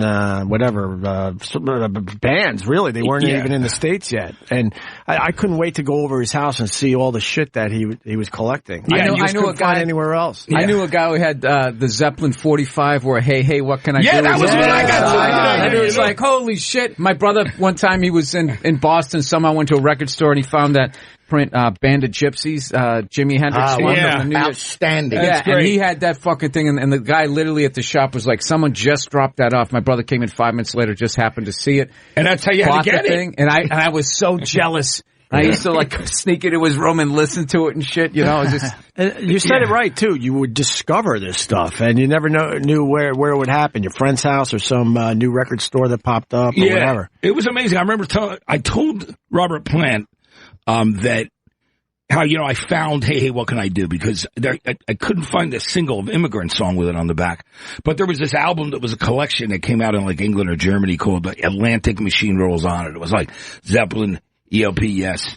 And, and Robert never missed an opportunity to start busting Jimmy's balls. And he goes, Jimmy didn't want me to put it on there. And I said, we need to put it on there. But me and my friends would learn it, and we thought we were the coolest because we were singing and jamming. Hey, what can I do? Yeah, I'm a lefty. Yeah, me too. Yeah, that's cool. Me too. Oh, absolutely, man. There you go. Yeah, all three lefties here, guys? Two righties. I'm ambidextrous. Yeah. I play hockey lefty. You do? That's cool. Yeah. That's a euphemism. It's really strange. It's great. Guys, but isn't it amazing, a song like Hey What Can I Do? They didn't think enough of it to put it for years to actually put it on an album, which shocked me. It's a great song. It's one of my favorite Led Zeppelin songs. And it's the thing, once they put it on that box set and everyone could get it, it wasn't special anymore. Because I remember when it came on the radio, you'd be like, fuck, and you try to run over and hit record, to get it, and you'd miss, the first, beginning of it, or you knew it was coming up, and the fucking DJ wouldn't shut up and be like, this is one from, off the, they never released this one. Guilty as charged, sir. I'm trying to record this. Don't talk up to the post. Don't talk up to the post. Put the needle on the record. Right. Dude, especially when you're trying to learn the chords. Enough you know what I mean? It's true, but that's such... we're going to play this whole song sometime today. Oh, my God. It's still one of my favorite songs ever. I think you know it if you heard it. I got a woman on a ball all day. God, is this a great song? Well, you DJs won't shut up. Yeah. See, we're still doing it. There you go. See what to say. DJ loves hearing his voice on the radio. So you're working at the record label at this point, and you go to dinner, I think, with David Bowie, and they sit you across from him. The first time, it's actually while I'm at MTV. It was they sat me across from him, and it was between across from him and Iman, and I'm banging Jack and Cokes because I'm like nervous. I'm like, it's either going to go terribly right or terribly wrong at that moment in time. But we really we locked minds. It was amazing. We just started talking about him playing with Mick Ronson and a bunch of other things, and that's when he asked me. Wait. I do want to stop you for a second. Yeah. So you're having a conversation with Bowie. If we had that conversation with Bowie, anyone else in this room, he probably would be like, when is this going to be over with? What was the one moment where you knew you had him, where his eyes lit up like, oh, damn, this guy is a little different than most when it comes to music and the industry? I think I was talking about, just some of the covers that he had done, like the Jacques Brel, Scott Walker stuff, which is... it's just this thing in England. It's this guy who was in the Walker Brothers. He was an American, and he went over to England to make it. He was a big pop star, and Bowie was jealous of him because his girlfriend at the time was in love with the guy, and he, and then he started listening to his records and go, wow, this is good shit. This is some really great stuff. So, and then once we talked, and he knew that I knew as much about the music.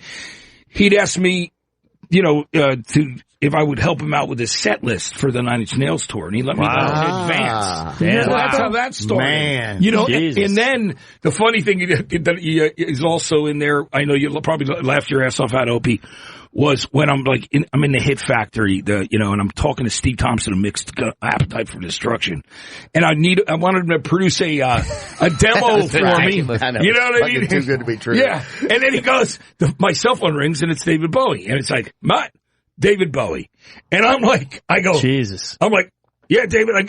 And the funniest thing in the world is my response was ridiculous.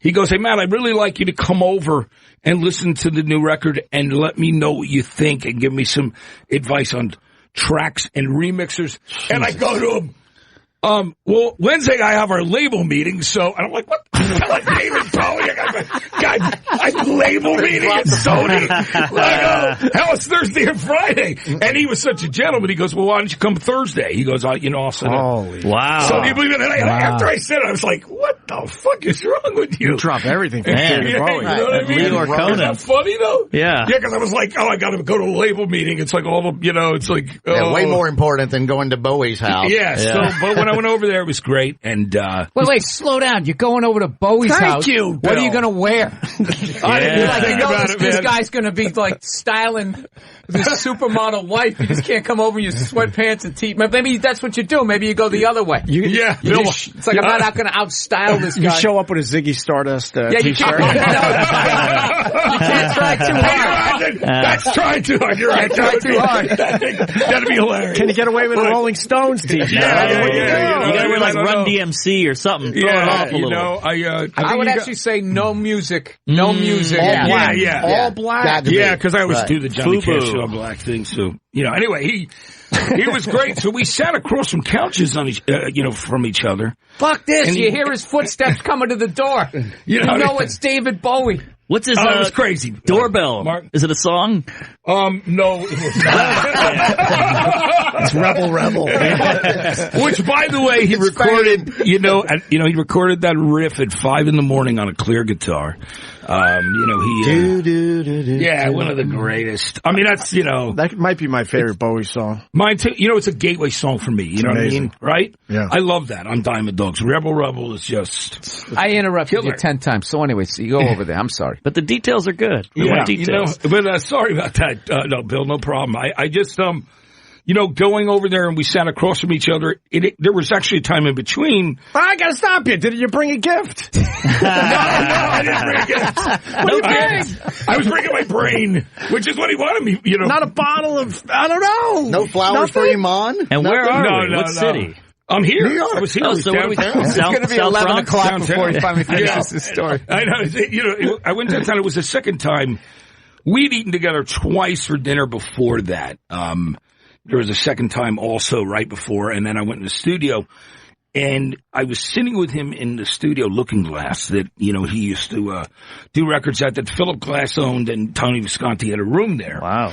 And he had just found out that Interpol had found somebody that was selling his outfits from the Ziggy and Aladdin Sane tours that stole them off the stage in Portugal. So he was so excited to get them back. He's like, that's my stuff. I want it back. Yeah. And I can't blame him, So he hadn't seen that stuff in like how long? Almost 20 years? Since 1973. And what year was this? This was about 2002, 1. It was like one, it was, yeah. Some guy was sitting on that ship for 30 years going like, all right, I think it's all died down. Finally unload this ship, get my dream house in Spain, and I'm never fucking gonna do it. Letting those eBay bids go up. Yeah, exactly. And they got it back for him, which he was very, very excited about, Had a couple of friends that he showed it to. Right. I gotta show you something. Yeah. I can't say anything. I never told you this. Right. Can you imagine that? But yeah, so when I went to his place, we just, we sat across from each other. But he walked you into the living room? Yeah. And what was in the living room? I think he floated. Yeah. Well, I mean, there was, there was obviously like these, like a, patio, like garden patio, in which he was, when we started, one of the things that was funny that happened that's in the book is Coco, his assistant, had, made him play 5 more songs for me. She goes, and David was so, he was so charming. He was such a gentleman. And, he said to me, he goes, I really appreciate that as much about me and my music and a lot of things that I forgot. I said, well, you were a gateway for me. You helped me, look further in music, and look for other things. So Coco says to him, hey, why don't you play those other 5 songs from Matt? And he's like, I don't know. And I'm like, David, you got to play it for me. You know what I mean? So he plays them, and it's in the book, but, he plays me Slow Burn. He wasn't going to put it on the album, and I'm not saying it was... Are you feeling pressure, like I got to be acting like I'm liking this? You tapping your foot? No, but I was real honest with him because... Yeah, that would be tough to do. I would be like, oh my God, another great one. I was very honest with David. Guys... Dancing around like Billy Squire. Well, in the Loneliest Night video, there you go. One of the dorkiest performers ever. Yeah. But no, I got to say, one of the most overrated moments in music where they like, that killed his career. The only thing killed his career, he didn't have another big hit. Dude, that guy's a fucking monster, man. He was a Piper, man, and he was from Boston. I like his old band. That guy is a fucking rock star. And like, dude, R. Kelly, what the fuck he was charged with? He came out with a hit after that, it all went away. Yeah. Dancing around like a nerd. If he had another Lonely as the Night or The Stroke after that, it would have gone away. Billy was a great guy. I mean, I met him when I was 16, so... I think he's brutally underrated. Yeah, I love those. I like those Piper records. You know the first Stroke. Stuff. Lonely as the Night and the He had the band from Boston. You know that. The drummer from Brockton, Bobby Chouinard, right? Yeah, and I would go see them. I saw them play with the Babies and some bands like that back in the day. Ah, the Babies. You know what I mean? Yeah, back in the day, I saw. I would go see everything. I remember seeing Tom Petty. When. It was like, $4 to see Petty play on the first 2 albums. And I'm sure you got a kick out of one part in the book, Opie, where the guy at the what was Ticketron, now Ticketmaster, and you had to go out and buy them. And the guy stood and looked at me and my friend Greg Amici and goes, this band of Police, you better enjoy the show. Because they're going nowhere. Wow. It was like $2. Damn. It was $2 to see a Police. $2 lousy dollars. And the guy's giving you shit. Yeah. Oh my God. Oh my God. I never forgot that. And that weekend, we were in high school. We went to saw the Police on a Thursday night for $2. Joe Jackson looked sharp on Friday, and Elvis Costello at the Princeton on Saturday. Oh, that's a weekend. 3 days. Fuck yeah. Now, did you know as you were watching these guys, or is this just the life you're living in? Well, you know what it was? Like when they hit later, you're like, wait a minute, these guys are familiar. Oh, yeah, I saw those guys. Or was it one of those performances you totally remember? I remember everything about it. I mean, it's really interesting if you look at Sting in these pictures. He's like in a...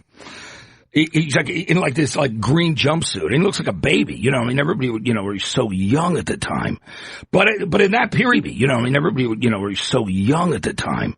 But in that period of time, as like in punk, post-punk and rock, it felt like there was a new band coming out every day. There was like, MTV broke a lot of that shit too. The video thing helped a ton. I think that really increased. There's more and more and more and more and more because every time we turn around, here's somebody. What the fuck is going on here? Yeah, exactly. You would find, that was what's the show you could have gone to but you didn't because you had a cold or you were busy, you went out with some chick or something like that, and you could have saw you two at the Paradise in Boston. There was something. I saw you two at the Fastlane in Asbury Park, and I went in the beginning too for Boy.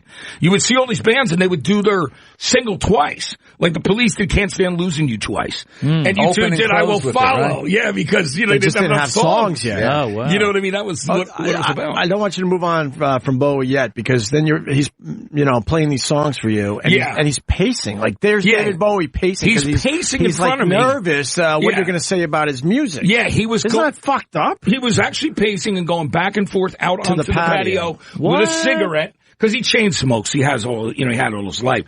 And he comes in the three songs that, and I remember it very, of course I remember it. It's where Everybody Says Hi, Slow Burn, and his cover of Neil Young's Waiting for You, which he put on the album. And then he played me two others, and he's like, all right, what about this one? And I go, B-side. I told him the truth. Wow. You're not going to tell a Bowie B-side soundtrack. Wow. And he goes like this. He actually was happy, though. Like, he had this sigh of relief, and he had his two fingers across his forehead. You know what I mean? With the last two songs. And I think you also told him soundtrack. Yeah, I said soundtrack. I really said soundtrack. To David Bowie. I did say it to him. Because no one else would be able to be honest in that situation. Probably why he asked him to be there. Bowie had to think that he wasn't just bringing in the yes man. Right. Yeah. He's bringing in a knowledgeable guy that he knew a little bit and figured he'd shoot him straight. That was another thing too, like when you actually would release a whole album as opposed to now when it was singles, is the track order was crucial. Sequencing. Like you had to take people on a ride, and it's just like, I listened to an album recently, and it was one of those albums that I bought and I wanted to like it. I didn't like it, and then I re-listened to it on a plane where I couldn't go anywhere, and I really liked it. And what I realized, it was the second track just fucked up the album, because the first and the third flowed into the fourth and the fifth, but the second one was this fucking left turn that audio, like in your ear. What album? I need to know. No, because I don't want to trash them, because I like them, because it didn't do well. But it sounds like you. Because it didn't do well, and it kind of fucked the band up. But, it was the Killers. No. It's the Killers' second album. It was just one of those things, like how important that is. Sequencing and the journey it takes you on. Like, haven't seen Queen in 1976, Night at the Opera here in town at the Beacon. Jesus. Was with the first four albums, because they were more heavier. Like, there were ballads too on there. And it was, there was vaudeville sounding songs, but it was a life-changing concert for me. But I'll tell you a funny experience. So I have a guy in my band, we're in junior high, and we get tickets for Aerosmith. Now, I'd seen them. What album? I'd seen them rocks, and this was Draw the Line, right? So I'm excited to go. He goes and he erases the seat numbers and puts better seat numbers on the tickets. Really smart, right? So they walk us in, they walk us up, and walk us right out. And lock the door. And I'm like, that was fantastic. That's the concert I'm telling you. So that was funny. He's answering your question. That was answer your question, Bill. I'm telling you, that's it. It was like, because my friend was a dumbass and he erased, so they're bringing it like this way, right this way, right this way. Like the ushers bringing us down on the floor. I'm like, oh wow, this is pretty amazing. It worked. And it worked to get us outside the door, thrown out of our ass. I'm sitting out there like a teenage kid going, what the fuck? Did you trash your friend? Were you like, you piece of, did he buy dinner? No, I don't know, So, that was another thing too, dude. That was such a fucking event. Like, if you were at school and you were just like, what'd you do last night? And it's crazy. I saw this band or whatever. It's like, you were there? You went to the show? Because like now everything's on cell phone video. You don't have to leave your fucking house. Like back then, you had to come up with a plan. You had to lie to your parents. You had to figure out who was definitely had to lie to your driving. parents. You had to do all of this shit just to go out and get there. And, you'd go down to the record store. When's the record coming out? You'd be calling them up, hounding them. You had to go down to those fucking Strawberries to get the tickets. It was the anticipation you're talking about, too. Yeah. Like, you bought, tickets for these shows months in advance. It was like Dazed and Confused. We're going to get Aerosmith tickets. And it was the whole anticipation. You keep checking to make sure you didn't lose them. Somehow they got up out of your desk drawer or something. Hold on, making sure they're still there. Which you'd feel them in your pocket the whole day. Yeah, and if you lost your tickets, you were fucked. Dude, one time I was going to go see that. Remember that Monsters of Rock? Yeah, of course. The one that Van Halen and Metallica was on. I got into this crew of people where I only knew one person, was the guy that I worked with. And he hung out with these biggest fucking nerds I've ever seen in my life. All I remember was one of the kids was like 20. He was already losing his hair, and he was like, and he was in the car, like putting the Rogaine like underneath like his flap of like Gene Wilder hair, rest his soul, right? And we're literally in the traffic jam to the fucking concert. He decides to make a fucking left turn to go around it. We get lost, and we fucking never make the show. What? Oh my God, you must have been, yeah. This guy was an idiot, and this is like, there's no Google, there's no map, they were just complete fuck-ups. And what was so funny was I remember we were riding in the car, and we ended up driving past this Jeep, and it was all my friends that I usually drank with. So he beeped the horn, and I waved, and I saw him wave at me and then make that face like looking at everybody else in the car going, who the fuck are these jerk-offs? And I never made it. And then I remember running into them, and they were like, dude, how sick was that show? And I was like, we didn't make it. The driver was putting Rogaine on, and he made a fucking left turn. At 20. At 20! I'm sorry. I exaggerate. It wasn't when he was driving. It was later on that night when we didn't make it. We all had to fucking like crash at one hotel room because we had no money. He was sitting Indian style on the bed. I'm already sleeping on the fucking floor, and he was sitting there, and he was going like this, like under this, like still rubbing it in. No, that's the only time he wasn't doing it when he was driving. That's fucking ridiculous. Right. Did it in the hotel room afterwards. I kind of fast forwarded through the whole night. It still fucking kills me because that was when Metallica was. I think there was Injustice for All. They were still on. Oh man! And Van Halen at that point, what album was it? It was probably before Pound Cake. It was after Dreams. It was whatever they did in '80. Finish what you started. 812. Yeah. Oh, 812. You 812. Yeah. The Kiss story. Oh, the Kiss story is the best. There's plenty of stories in this book by Matt Pinfield, who we're talking to today. But can you tell Bill the Kiss? I think as a music fan, Bill approached the Kiss thing too. The Kiss thing was really important. I'm saving on enough stories, so don't worry. Yeah. But you know what's cool? I was working at MTV in the music department, all around the same time. And Alex Coletti, who's a guy who now produces a ton of award shows and has done so much stuff, but he did the Unplugs, walks into my office. He goes, "Man, what's wrong with the music department?" He goes, "They don't think Kiss is worthy of an Unplugged." I'm like, what? So I walk in and talk to my bosses, and I say, look, let's just put it in numbers. Every record comes out, goes gold without any promotion. That's 500,000 records sold. That's enough to say that would be a good number on the first night of an Unplugged.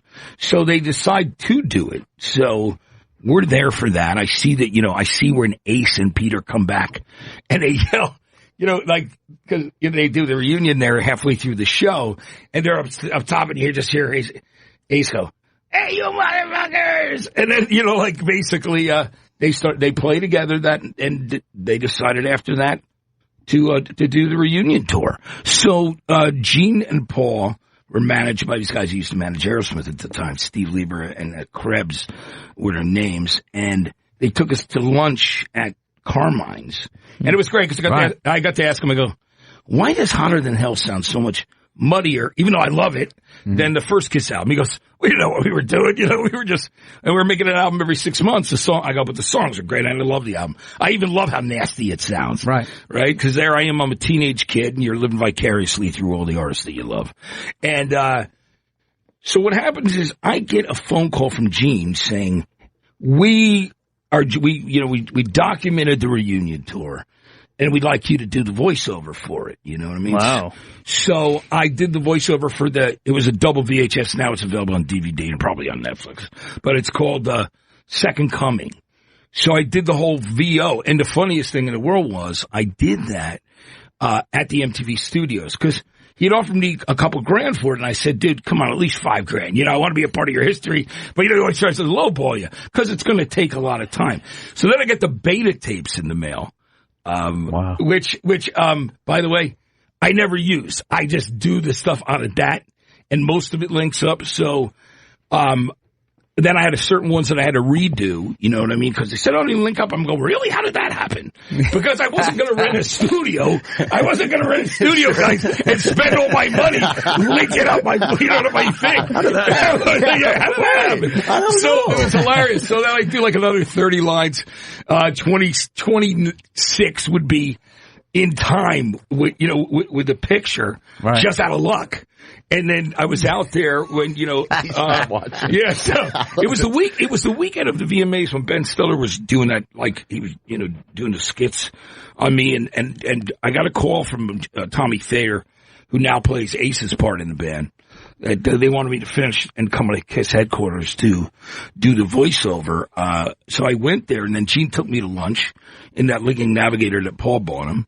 And he says, you want to come to rehearsal? So they're over there.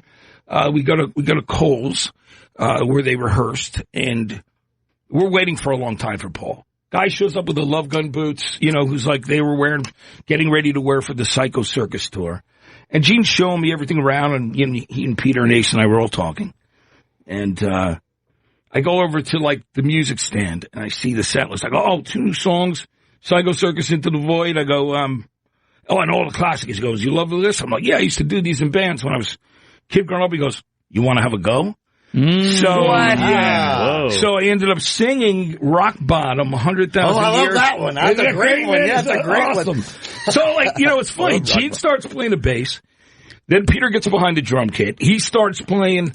Ace is ripping, and I'm standing in the middle of these guys in Paul's space singing Rock Bottom. And Gene looks at me and goes, man, you got really great control of your voice. You don't even sound like you talk when you... So he goes, what else you want to do? And then Peter Criss yells out, do you love me? And that was surreal because it's like the whole first verse is just you and the drums. And I'm sitting there singing it, and it's like, I feel like, like the 13-year-old kid with my headphones on, listening to KISS. Oh my God! And so, you know what I mean? And then did 100,000 Years, which was just, So that was like it was a dream come true. I was so numb. I went back to my girlfriend in my hotel that night at the Bellage, off of Sunset Boulevard, and she goes, "What's wrong with you?" And I go, I don't think you understand. I just sang 3 songs with KISS, like 3 of the original members. And Peter gave me one of his sets of drumsticks, and that's one of those stories you tell it, and people are like, bullshit. You're like, exactly. I swear to God. Gene has gone on radio and said the story's true. Oh, damn! Christ. There you go. That's all you need. Yeah, so that's pretty cool. It's a great story. It was fun. Wonderful. It was I couldn't sleep that night. Like I said, my girlfriend, you know what I mean? I remember those. You know what I mean, man? Those unplugs were like a real thing where it was like, let's see if this band really can play. Because then the whole thing was like stripped down, and then you'd see people cheating and shit, and they'd not all of them pulled it off. Yeah, they reshot it. They usually reshot the songs like 3 times. You know what I mean? Yeah. What was your favorite unplugged? Alice in Chains, man. Yeah. Nirvana's a close second. Yeah, Nirvana. Both of those I loved. You know what I mean? It was being there for those, and I was sitting with the Metallica guys there at that. You know what I mean? And it was the last time I saw Lane alive. I mean, I went up and talked to him afterwards, to Len Staley, and I just, his girlfriend had been rushed to the hospital that day. So Sony was, I was working at MTV, flying him back to be with her. And after he did, he still delivered so well on the show. And I'd been out with Jerry and Mike Inez the night before, and we were, misbehaving. So, it was... That's just picture a flame under a spoon. No. We weren't doing that. We were just out going wild. But they just killed it that night. Right. But it was just sad that was the last time that I saw. What a unique style of singing, though, man. The guy's lungs, dude. Like, I try to sing along in my car with that. Be like running out of air. It's like, how does this guy just keep going? Guys, the thing about that is the way those guys harmonize together. Like Jerry Cantrell and Lane Staley, their voices when they sang in unison was really unique. Incredible. Yeah, they always weird to me how. No, I love those guys. No, that's what. If I'm with him, if Nirvana's not my favorite, then Alice in Chains. Yeah, Nirvana always gets like the credit with the whole like kind of first grunge band, but like Alice in Chains, they had an album. I guess Nirvana had one. Were around for a while too. Before, Mother Love Bone. Like, to me, the Temple of the fucking Dog amble. is getting back together. Temple of the Dog. Yeah, they're doing shows. Oh, wow. You have Jane's Addiction Ritual. That's the Ritual. That's a great album. That's Everybody always talks about Nevermind. Dude, Nevermind can't touch that album. Come on. I love them both. You know what I mean? And because you probably sang with both bands. I'm protecting your friendships here. Yeah. I'm just saying as a fan of music here. Come on. When Dave Navarro got caught in the elevator last time I was here for an hour and a half.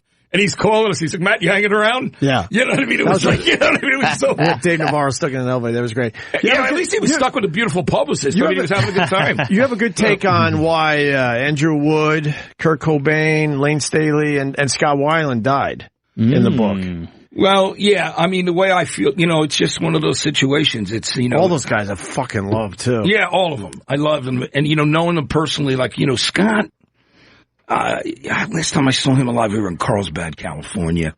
I hosted one of his shows that night, and I saw him with his kids by the pool the next day. And I mean, it broke my heart. I hope when he put out his book, not Dead, Not for Sale. I did the book sign, I did his Q&A over here at the Barnes & Noble in Union Square.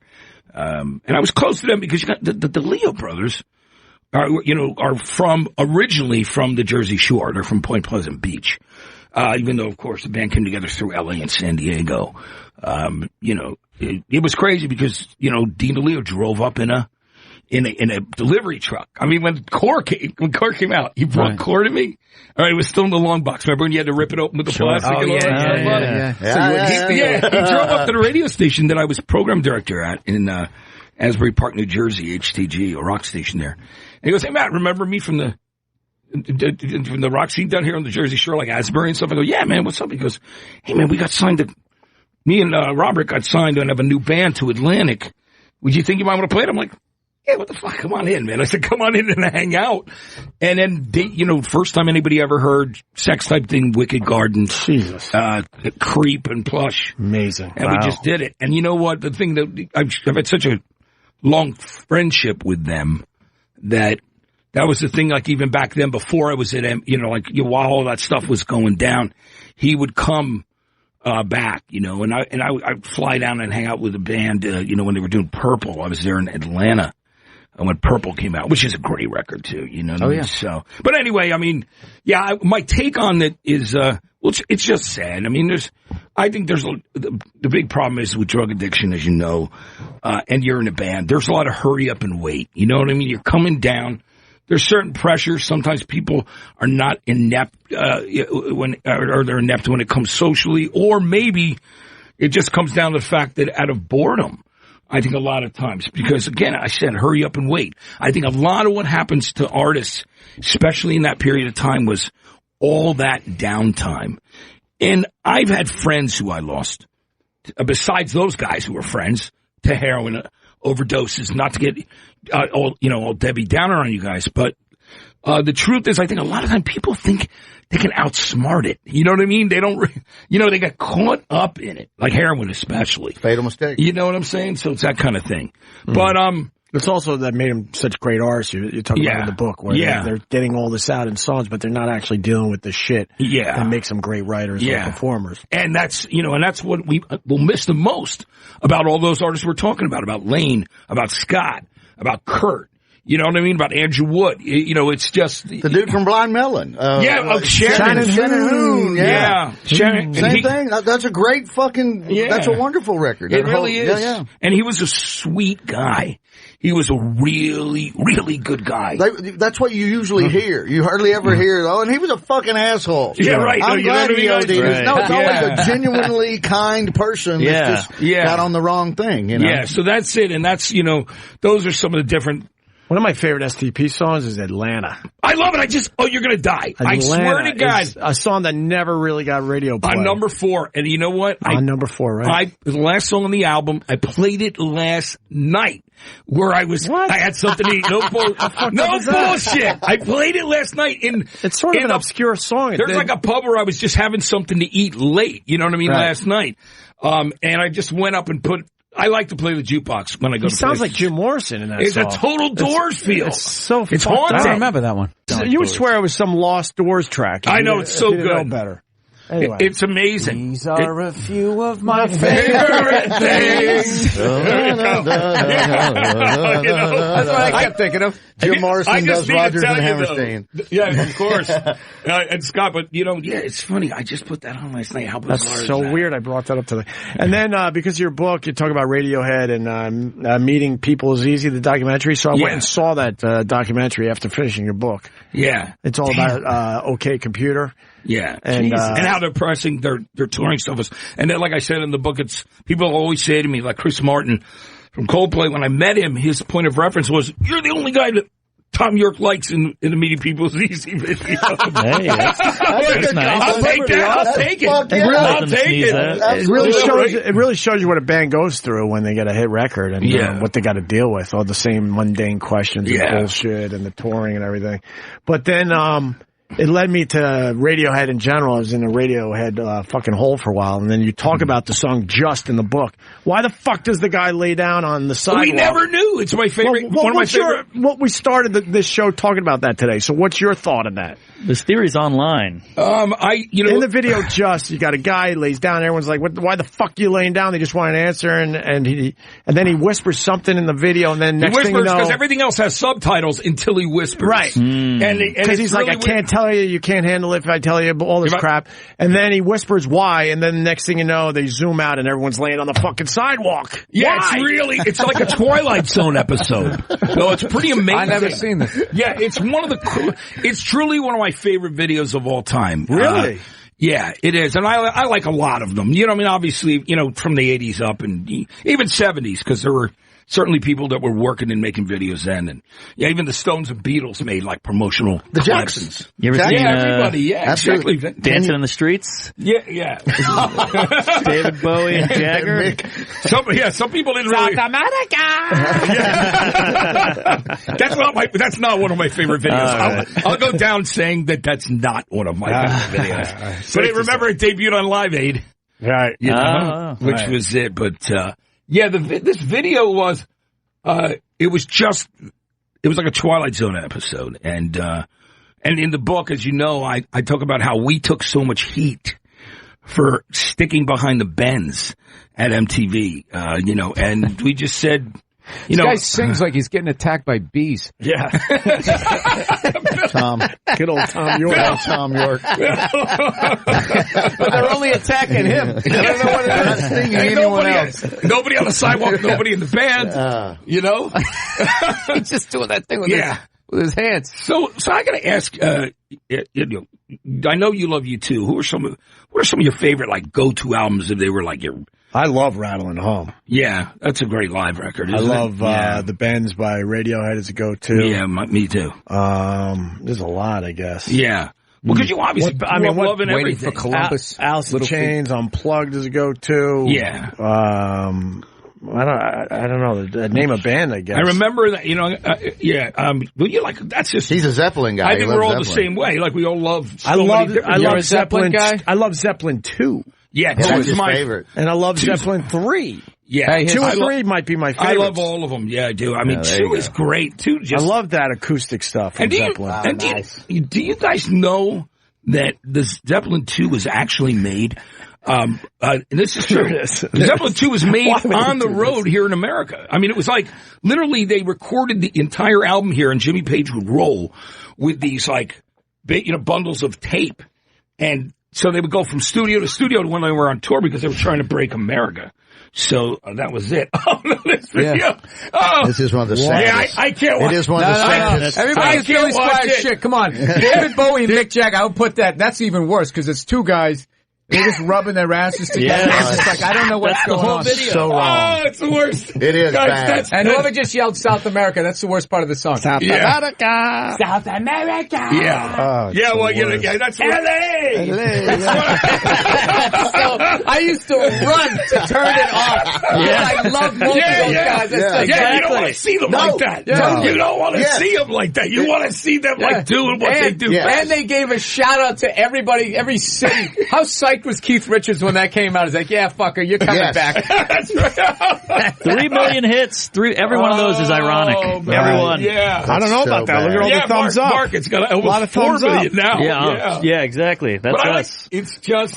that was a rough moment. You know, first line of the song too. Coming out around the world. Yes, you are.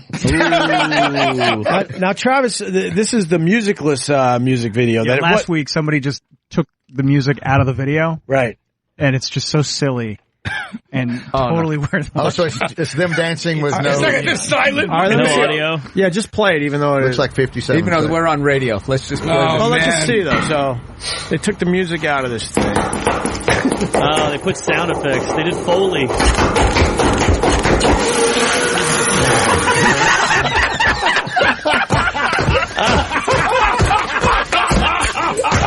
It's amazing. It's impossible. I can't, guys. I can't watch it. That's brilliant. That is brilliant. Oh my God! Shut it up! That is brilliant. Wow. We'll tweet out the video. It's hilarious. My God. It's so stupid. Genius. Bill, guys, that's great. Take a look at it. So good. They kind of nailed it. They really nailed every sound effect. Let's see their asses. Oh my God! Wow! Oh man! All right, here let's shake it up with this. When I did a run of dates in England. I got to go by Bonham's grave. Yeah, there you go. Look at that. Oh, you did? That's right. Bill, man, that's amazing. It's great to be here on White Guy Radio. Oh man, yeah, you know. Let me see that picture. Dude, this is so cool. Yeah, that's Bonham. And it's got the symbols there. Wow! All the sticks. I zoomed in, but I didn't do the fuck. Like, I don't get people do selfies as far as somebody's. It's like you're visiting the grave, but I did have to take a picture of it just because. Taking a picture of it's one thing. It's different if you're like your head's in front of it. And no, because there's people on the internet like family photos, like hey, you're like, dude, the guy died here. You know, they still put these things on around the curve where Mark Bolan. You can still there's still like people the guy from T-Rex. And the tree where it's still there, there. I used to drive by it all the time whenever I'd be in London. You know, and same thing, you'd see creepozoids out there trying to do a family photo next to the tree where Mark Bolan died. You know, that's where T-Rex killed right there. Yeah, you went to Abbey Road. Yeah, I got to do my radio show from Abbey Road, and I was also there when I did like American coverage for Live 8, you know, at Hyde Park. It had the best lineup, so I was like, I want to do one in Hyde Park. Yeah, Floyd. You know what I mean? Floyd, were they in Germany? Or that's the one? They were there. Right. I remember interviewing David Gilmour and going, well, does this mean that you guys will get back together at some point? And he goes, no, Pink Floyd, it's like a pair of old shoes. He goes, they feel very comfortable. He goes, but there's something that's just out of date about it. He just basically said that to me. Cause, you know, he and Roger, you know, they've had their issues over the years. You think? Yeah, so there you go. But they were great that night. They were outstanding. That was my favorite part of the whole Live 8 thing was those. I kept getting mad that they kept cutting away. They kept cutting. I'm like, fucking Floyd's playing for the first time, and they're cutting over to show Green Day in Germany for a second. Everybody was so pissed off that they were cutting the hosts. Yeah. Like, hey, people are buying water out here. You know, like a major performance. You're like, what? Yeah. Mark Goodman got a lot of hate mail. You know, that was a crazy experience. Whoever was producing it made some serious mistakes. So what, you know what I mean? Phil Collins played in England and then flew over. Is that the story? That's Live 8. This was Live 8. You know what I mean? Yeah. From a few years ago. Yeah, where the Killers actually, I watched them do the song that they wrote. And I inspired in front of 100,000 people. That's all right. What are you going to do? Who needs them? Yeah, you know, guys. Matt, before we let you go, what, Child's College Fund. That's all. That's it, Bill. What music are you listening to now? Because you never stop discovering music. Yeah, you know, I thought there was something cool that Clint Eastwood said in an article recently, and it wasn't a political thing. He said, I never let the old man in the door. He goes, he's standing there, but I don't let him in the door. And for me, I agree with him that, you know, I always keep looking forward and checking out new stuff. I love new music. I love that band Royal Blood. Yeah, Royal Blood's all right. They rock, man. Two guys, I mean, they're just... Have you gotten into any of the DJ stuff or any of that stuff? I mean, you know, some of the guys are pretty cool. No, you can say no. Yeah, I mean, I'm not shitting it. I'm just like, it's interesting to me where it's the same thing where you kind of got like everybody's like, oh, he's just up there playing records. But the more you watch it, it's like, no, it's the sequencing what you did. I watched this Steve Aoki documentary, right? I'll Sleep When I'm Dead. Did you see that? I watched the one on that DJ AM. Oh, DJ AM, he was a good guy. That's a new one. That was an amazing documentary. He was great. Yeah. And I took Skrillex out for his 18th birthday and got him rocked on 23rd Street. I swear to God. Wow. At LTO thing. I took Skrillex out. That's a great place. Who else gets to say that? Who else but Matt Pinfield? I took Skrillex out. Sangria on his 18th birthday. He started with Robert Plant told me. Right. And then he ends with I took Skrillex out at 18. That's pretty cool. I got to go back to Bill, though. One of your rants made a song, right? A Which mix? one? Who did it? I saw it online. Don't play that. Was it Steve Aoki? Was it Cascade? Who was it? This guy's telling like Robert Plant. Geraldo had one. They co-opted a Geraldo. Yes. He got no money for that either. That was a long time ago. What the fuck was that? It was a wonderful mix, and somebody just ripped it off, and he never got a cent for it. Yeah. Worked it into the song. Yeah, I forgot all about that. No, but That was really cool. I was shitting. I was making fun of DJ sort of, so then he incorporated it into a thing. So it was that thing just you did, a podcast.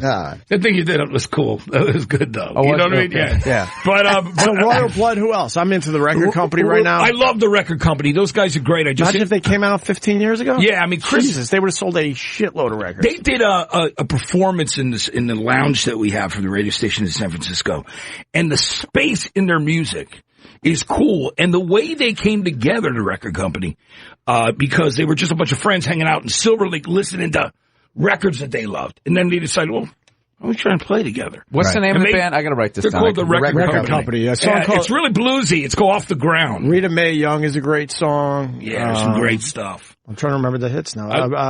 Running. Jesus. And they have a covers EP too, where they do like, believe it or not, they do a blues version of "So What You Want" by the Beasties. Beastie Boys. They do the Dead's new Speedway Boogie. I mean, it's they're a cool band. They're great guys. So you don't think rock is dead? I don't. You know, I don't. You know, maybe people will think in some ways it's marginalized. It certainly hasn't been on pop radio for a long time, but rock is not that. Nowhere close. I don't think. Nowhere. No, rock and the Who. Rock and Wrong Near Rock. It'll never fucking go anywhere. One of my favorites. Rock and roll ain't going anywhere. Love the Who. All right. I don't know. It's not what it used to be. That's for sure. It's been like I just feel like there's someone's got to do something to advance it or something. This kind of reinvent it. But I'm also an old guy, so like I don't like that. Usually happens though. It's so hard. That usually happens. But it's got to happen soon. I mean, Coldplay. I don't know. Well, look, you look at all these other things like big band swing. Yeah, it fucking died out. Like rock and roll, like the purest sense of it, that dies out, and then you had like you just have to keep having new versions of it. And I just think I don't know if it's like nowadays like. You have to look on harder. I was going to say, you got to go dig.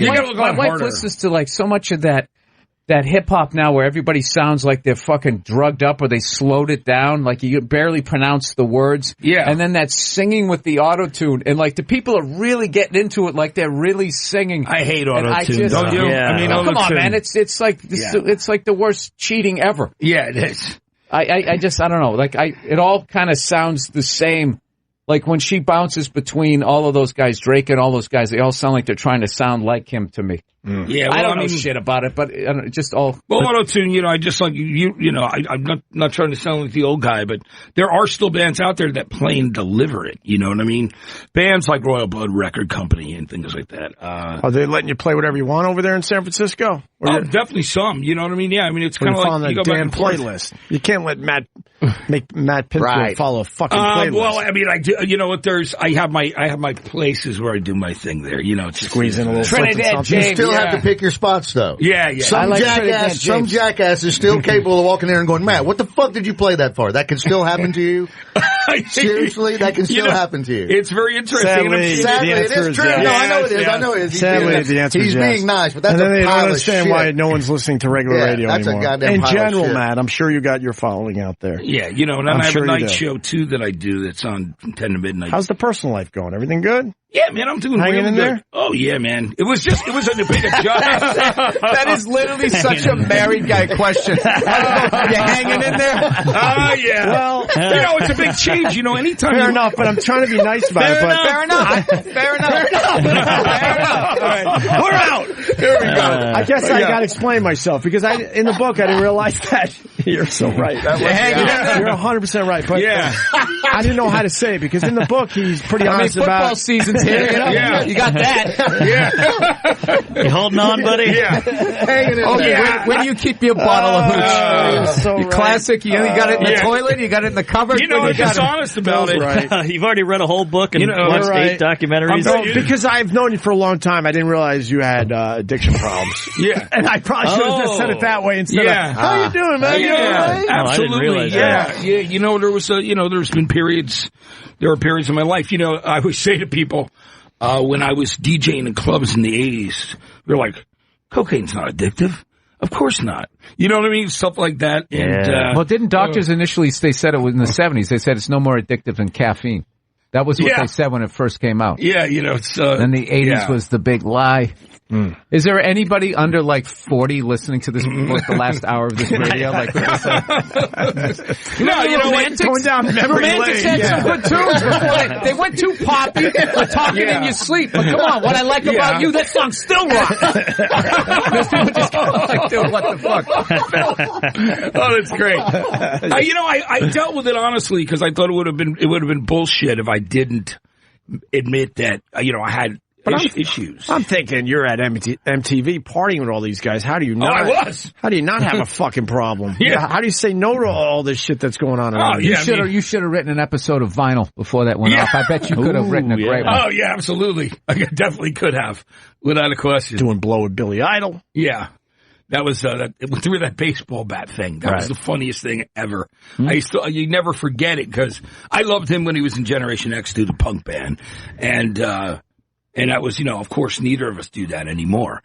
But I remember this guy came in and he had this thing that was a little baseball bat. He had a Red Sox one, a Yankees one, and it was literally it was a hidden thing that you kind of scooped out of a bag of blow. It would go down and scoop it up and then you'd snort out of it. So can you imagine standing there if people got cameras now, then, and you got a baseball bat in your nose. Over. I mean, at least I'm laughing about it, right? No, and it wasn't mine, and I couldn't afford this shit anyway. I mean, it was I was a college kid DJing in clubs. So I wasn't, I couldn't afford that stuff. So, but yeah, That's what some people don't talk about when you get, I'm 48, is when there's so many people at my age that have just, now they're sober. And there's always a sadness I have because I still drink when I meet people just going oh, that would have been a fun guy to party with. You know what I mean? It's it's like seeing a great athlete at the end of their fucking career and you just missed. You're fuck. You missed the heydays. There's so many comics that I've run into is man, you and me would have got in trouble back in the day. I'm you don't got one more night in you?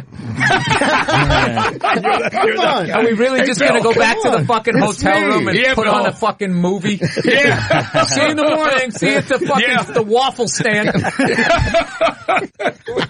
I was joking about this in my podcast. Yeah. You know what? This is the patheticness of fucking married, middle age sometimes, is me and my wife went to a party and I had made a pie, right? And one of the big things is once you've just completely lost yourself in a relationship, which fucking happens after a while, is when you go to a fucking, an adult party and you bring something to eat, you're just sitting there waiting for somebody to eat what you made to say that it tastes good, just to validate your fucking existence. I had to literally, no one was eating my pie. I tried to position it. I had to take the first slice out. I took the first slice out to prime the pump. You ever see these guys who bid on their own cars at the auction to try to get it going? That's what I was doing. Did you move it around the table too so it was in the best view? I was walking around the party it's blueberry pie. Was it blueberry? Oh yeah, trying to get this rumor going. Oh, I unfortunately I got to run because I got to go do Lenny Marcus's. No problem. I go for the pie every single time. What dessert was winning out? I need to know. Everybody, because in the email invite, he said bring some booze or bring a dessert, and he just everybody went for dessert. So a lot of people they brought donuts that they bought at a store. I'm what the fuck? Come on, man. Yeah. That's insulting. Yeah, I mean, you actually made the pie. Made dough. You did it and did it right. Started with a handful of wheat. Yeah. It's not that hard. Yeah. Make it dough. People get intimidated by it. We got to get Bill Burr out of here. Bill's playing the Paramount in Huntington tonight, 2 shows, 7 and 10 o'clock. 7 and 10. The podcast I'm going to take is amazing. a Zeppelin over there. It's great. The podcast is amazing. I was in a Bill Burr loop last night. The Hitler shit, the Khloe Kardashian. I just want to say this really quick because I wanted to talk to you about it, but we ran out of time. How you described Khloe Kardashian as the power forward in the family? No. Jason Lawhead. I know you gave him credit. I gave credit. Because I didn't know that was going to blow up. I usually give shout outs to the guys that opened for me, trying to help them out. Now that it's a video, I felt bad about that. No, you give him credit in the video, but then what you made it your own by now as you're continuing the train of thought. You're mentioning, instead of mentioning Khloe, you're mentioning power forwards from the past. It just had me in stitches. He told me earlier that was all to promote Jason Lawhead's comedy. I didn't know that someone was going to take that and it turns into a video. I don't want credit for that. The video I saw or heard, he absolutely gets credit. I forgot his name, so I'm glad you brought Jason it up. Lawhead. I'm glad you Cleveland's brought it own. Right. Champions. Yeah, and then the Hitler stuff where Hitler made everyone fucking wait. You remember that? Talking about that in I saw the PBS, the charisma of Adolf Hitler. Like I saw that was the name of the show, and I was like, I got to take this.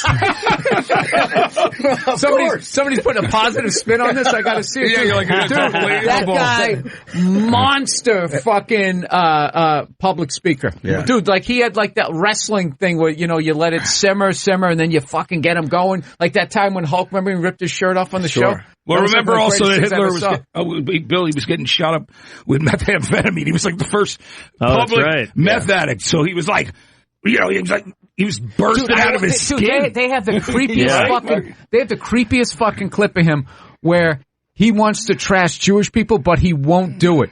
So he just keeps feeding this fucking crowd. He was sitting there talking about how great Germany is and blah, blah, blah, blah, and all this stuff. And he goes, we do this, we do that, we do that thing. And he goes, but there are others among us. This is all, obviously I don't speak German, but they're just saying, and he's going like, who don't have a loyalty. And he just keeps giving clues and dropping breadcrumbs. And then you just hear this fucking guy off camera. It's like this little town meeting. He just goes, Judens!